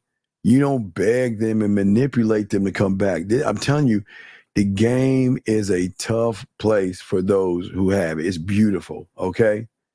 You got to be a student of it. That's how you do it, sir, a student of it. Jay asked a question, why was listening to Bob Ross important when it came to practicing writing poetry? Because the thing that, let me show you Bob. So what I had to learn from my mentor was, let me see if I have Bob. So this is Bob right here. What I had to learn from my mentor was every Sunday, Bob would take a blank canvas and create what you see right there. The canvas would be blank, and he would talk, and he would make the funny, happy trees and the clouds. And by the time the show was over, he took a blank canvas and made it art. And that's how deep the mouthpiece is. When you meet a woman, you're a blank canvas. And by the time she gets to know the depth and range that you have, you are art. And that's why the mouthpiece in the game is so important. And I got something for y'all that's working on that. I'm almost done with it, but I got y'all guys, okay? Let's say if you're not the food or the future boyfriend, are you only good for well, no, not necessarily, because all dick ain't good. And it's not about dick, it's about the man. So it's just, I think you've got a wrong interpretation of that, okay? Let's see here. Let us keep going. He says, how can I recognize the difference between making cautious decisions versus the home invader fear? Well, okay, Logan, I've told you, go to Google. Go to Google Maps. And I want you to, or go to Google Maps or go to Google and type up Google and ask Google to give you the address of fear. Find out the state, city, apartment number, townhouse, or house. Find out his address. Find out his address. Because if you think that motherfucker is real, then he's always going to be real in your mind until you think. Gentlemen, remember I told you this is a thinking man's game. Until you think. But as I said before, don't believe me. You got to see it for yourself. So go to Google and type up his address.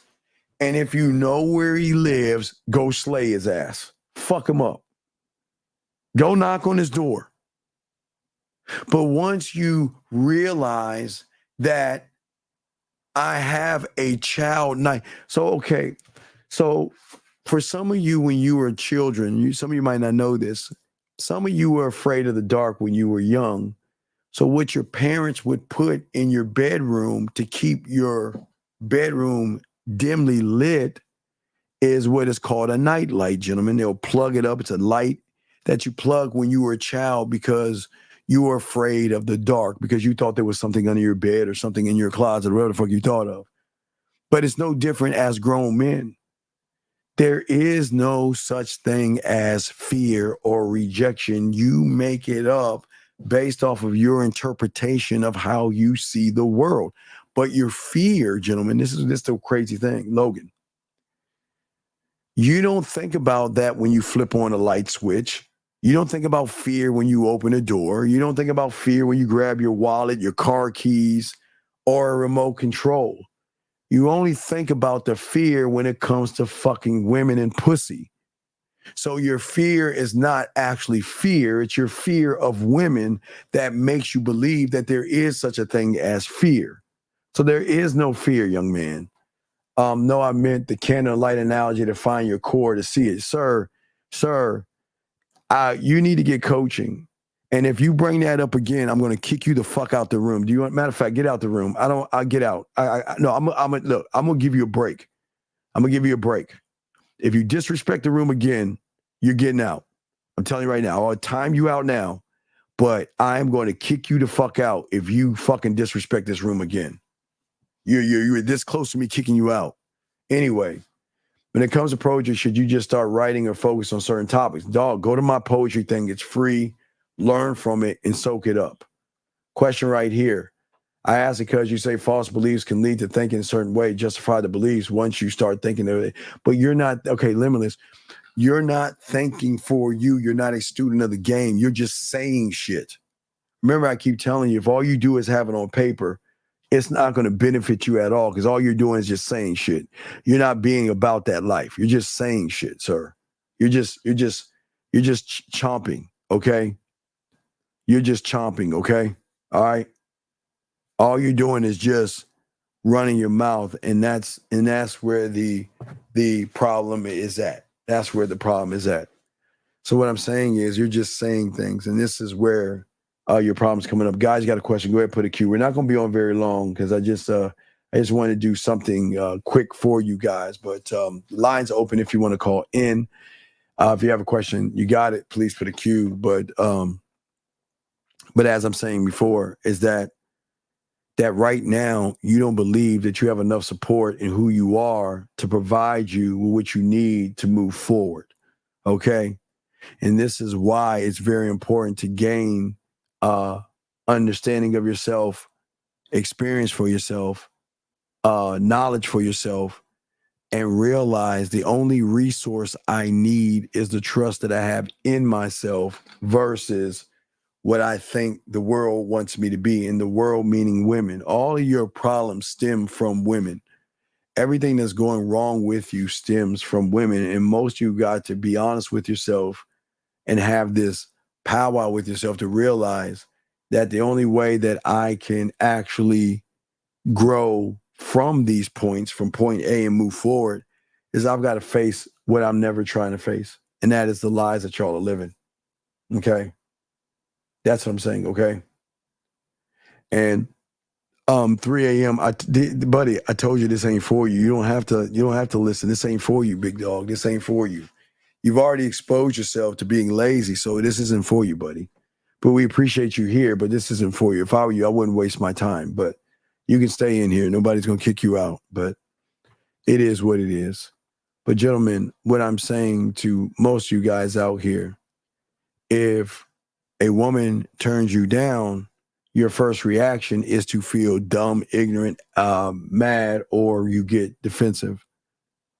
Because what you're trying to do is you're trying to protect your self-image, okay? By sitting around here saying, well, no, I'm not. It's like it's a game. What is a game you used to play in kindergarten? I know you are, but what am I? I mean, we all did that at one point as children.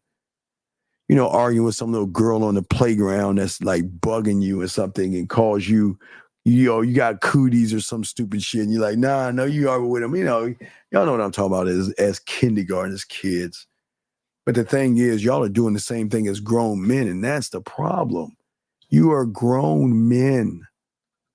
And for many of you guys out here as grown men, the reason why you're not moving as a man is because your mind right now is doing everything to deflect, fortify, pamper, soothe, and protect you from allowing you to learn the information you need to grow.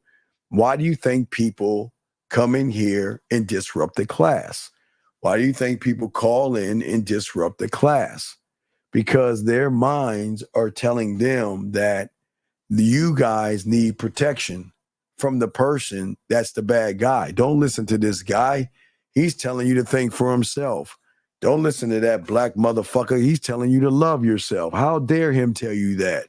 Don't listen to that motherfucker. He's telling you to believe, love, and have self-worth. Who wants that shit? No, fuck that. Why don't you listen to me and follow me? We got to love somebody else. We got to love these women. We got to support these women and do all these other things.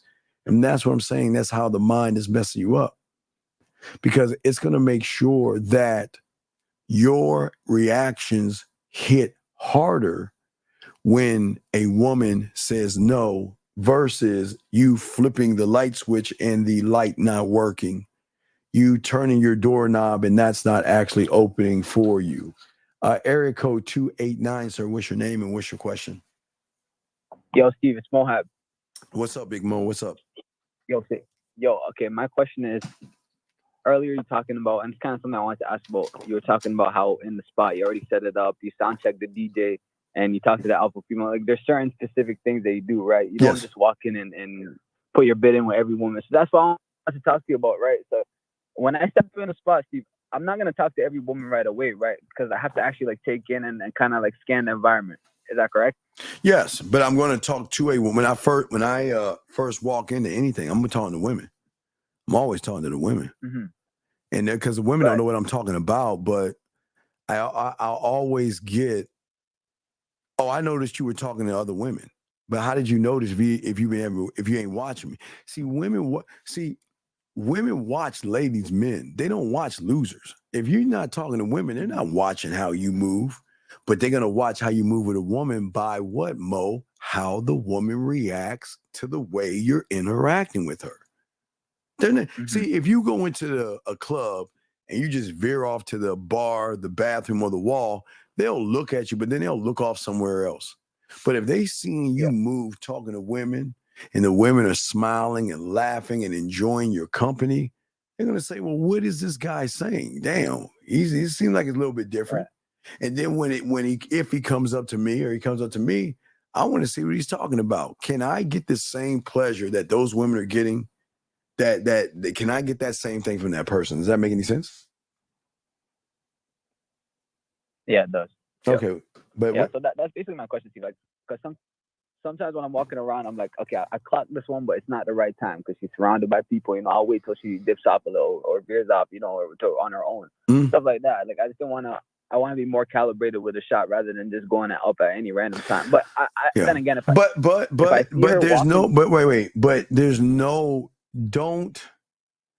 one thing I keep telling y'all, stop trying to create this mythical thing called the perfect time, Mo.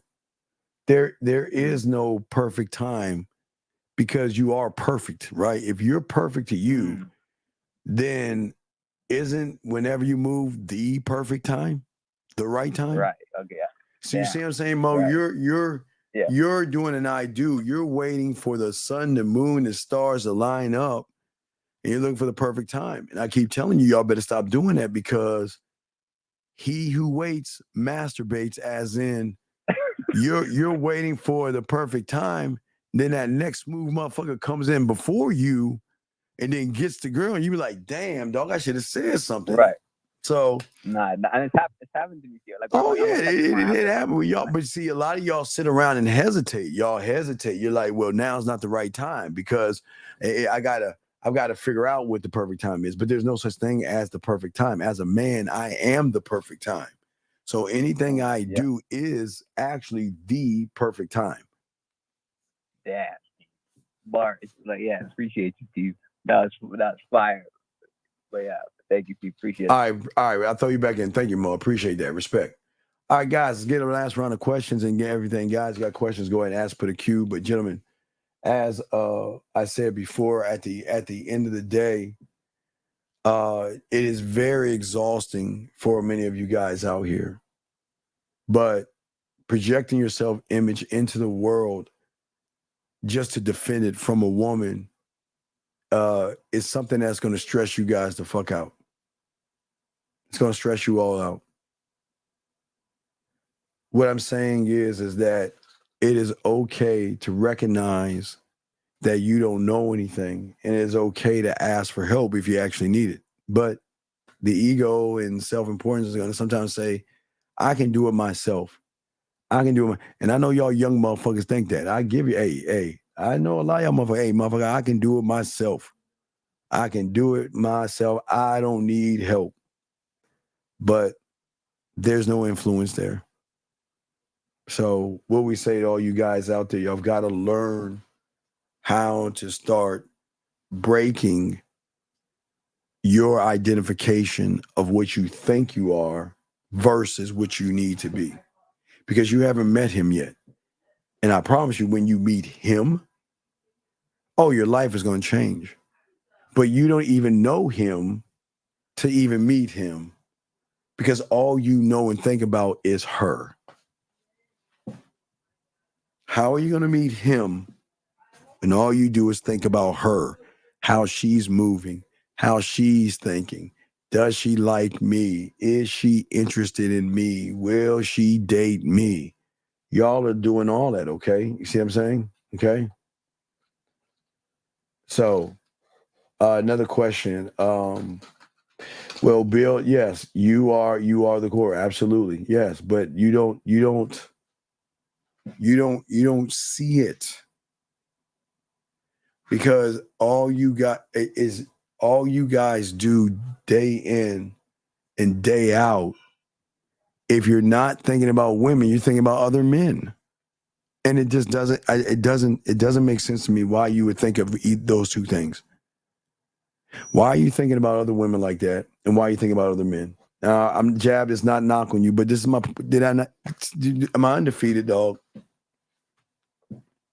Am I not undefeated?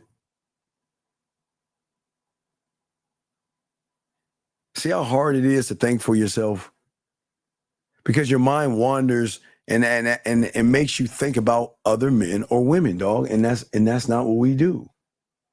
Okay, we don't move that way. We don't move that way. No, it's no knock on Jab. He doesn't know. He's new here. There's no knock on him. But that's wasted information versus learning information that can be utilized by learning who you are. You see what I'm saying? That's what we're saying. Okay. We've got to stop wanting what other men are doing, what other men are thinking, and start to think for ourselves and stop worrying about other women, what they're doing and thinking. Okay. All right. No, that's not true. No, that is not true. Because I just told you you're embracing somebody that is emotional and effeminate.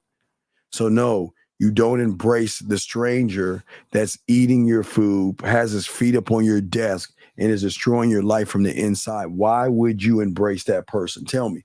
Why would you embrace somebody that doesn't believe in himself, that makes excuses, has anxieties, has fears, and has all these effeminate emotional feelings? Why would you embrace that? Tell me.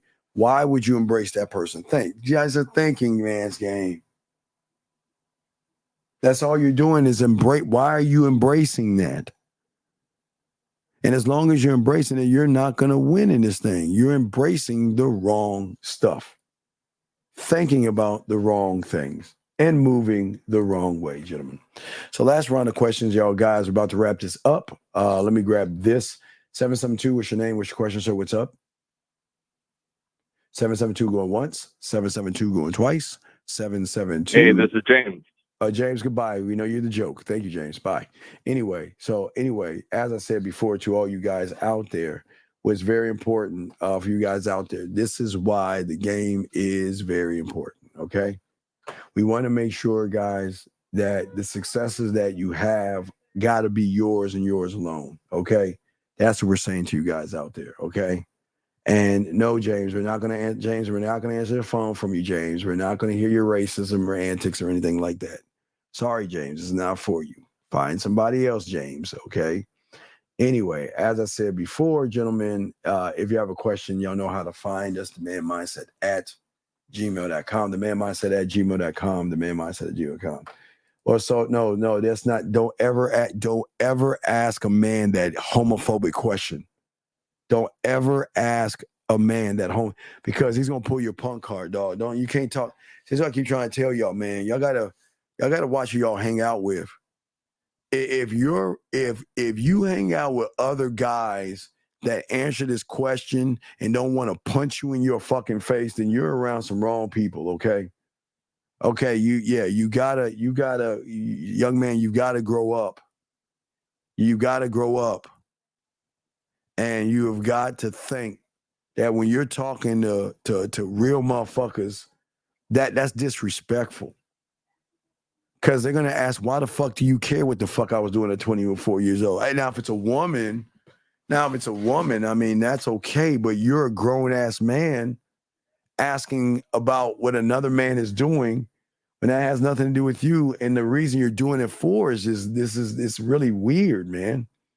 It's really weird. It's really it's odd. It's odd. So as I'm saying to you guys out there, last round of questions. If you have them, go ahead and ask. We got y'all, okay? Well, okay, sir. I don't think you know who the fuck I am, and I'm not coming at the question wrong. If you want to ask effeminate girl questions, go ahead, dog. Listen. If you want to be a girl, go ahead. But I'm listen. Here, we don't ask and talk about other men. Here, we are not homophobic. Here, we don't think about men like that. So if you want to do that, please go ahead. But just please, I ask you, don't bring that homophobic stuff here. This is not for guys wanting to get to know guys. I'm sorry. Okay. If you are a woman, that is an okay question to ask.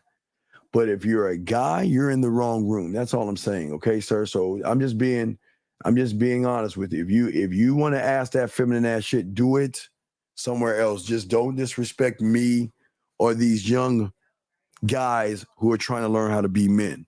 Okay, that's all I'm asking. You can ask those questions to your other butt buddies, but not here. This is a man space. We don't talk in homosexuality. This is, and again, if you like men and that's okay. There's always a room for that. We're not gay bashing or anything like that. If you like guys and you want to sleep with guys and you want to learn about guys, there are other rooms to do that, but not here. Here is man stuff. That's all I'm saying. This is man stuff. This is what men do. Okay. That's all I want to say about that. But anyway, guys, we appreciate you guys out here soaking up this game, gentlemen. Guys, the birthday discounts are there. Just go to the Man Mindset, gentlemen, and chop that up. But guys, got a question. And if you want to actually start your pathway, gentlemen, y'all can easily start it going to the manmindset@gmail.com, the manmindset@gmail.com, the manmindset@gmail.com.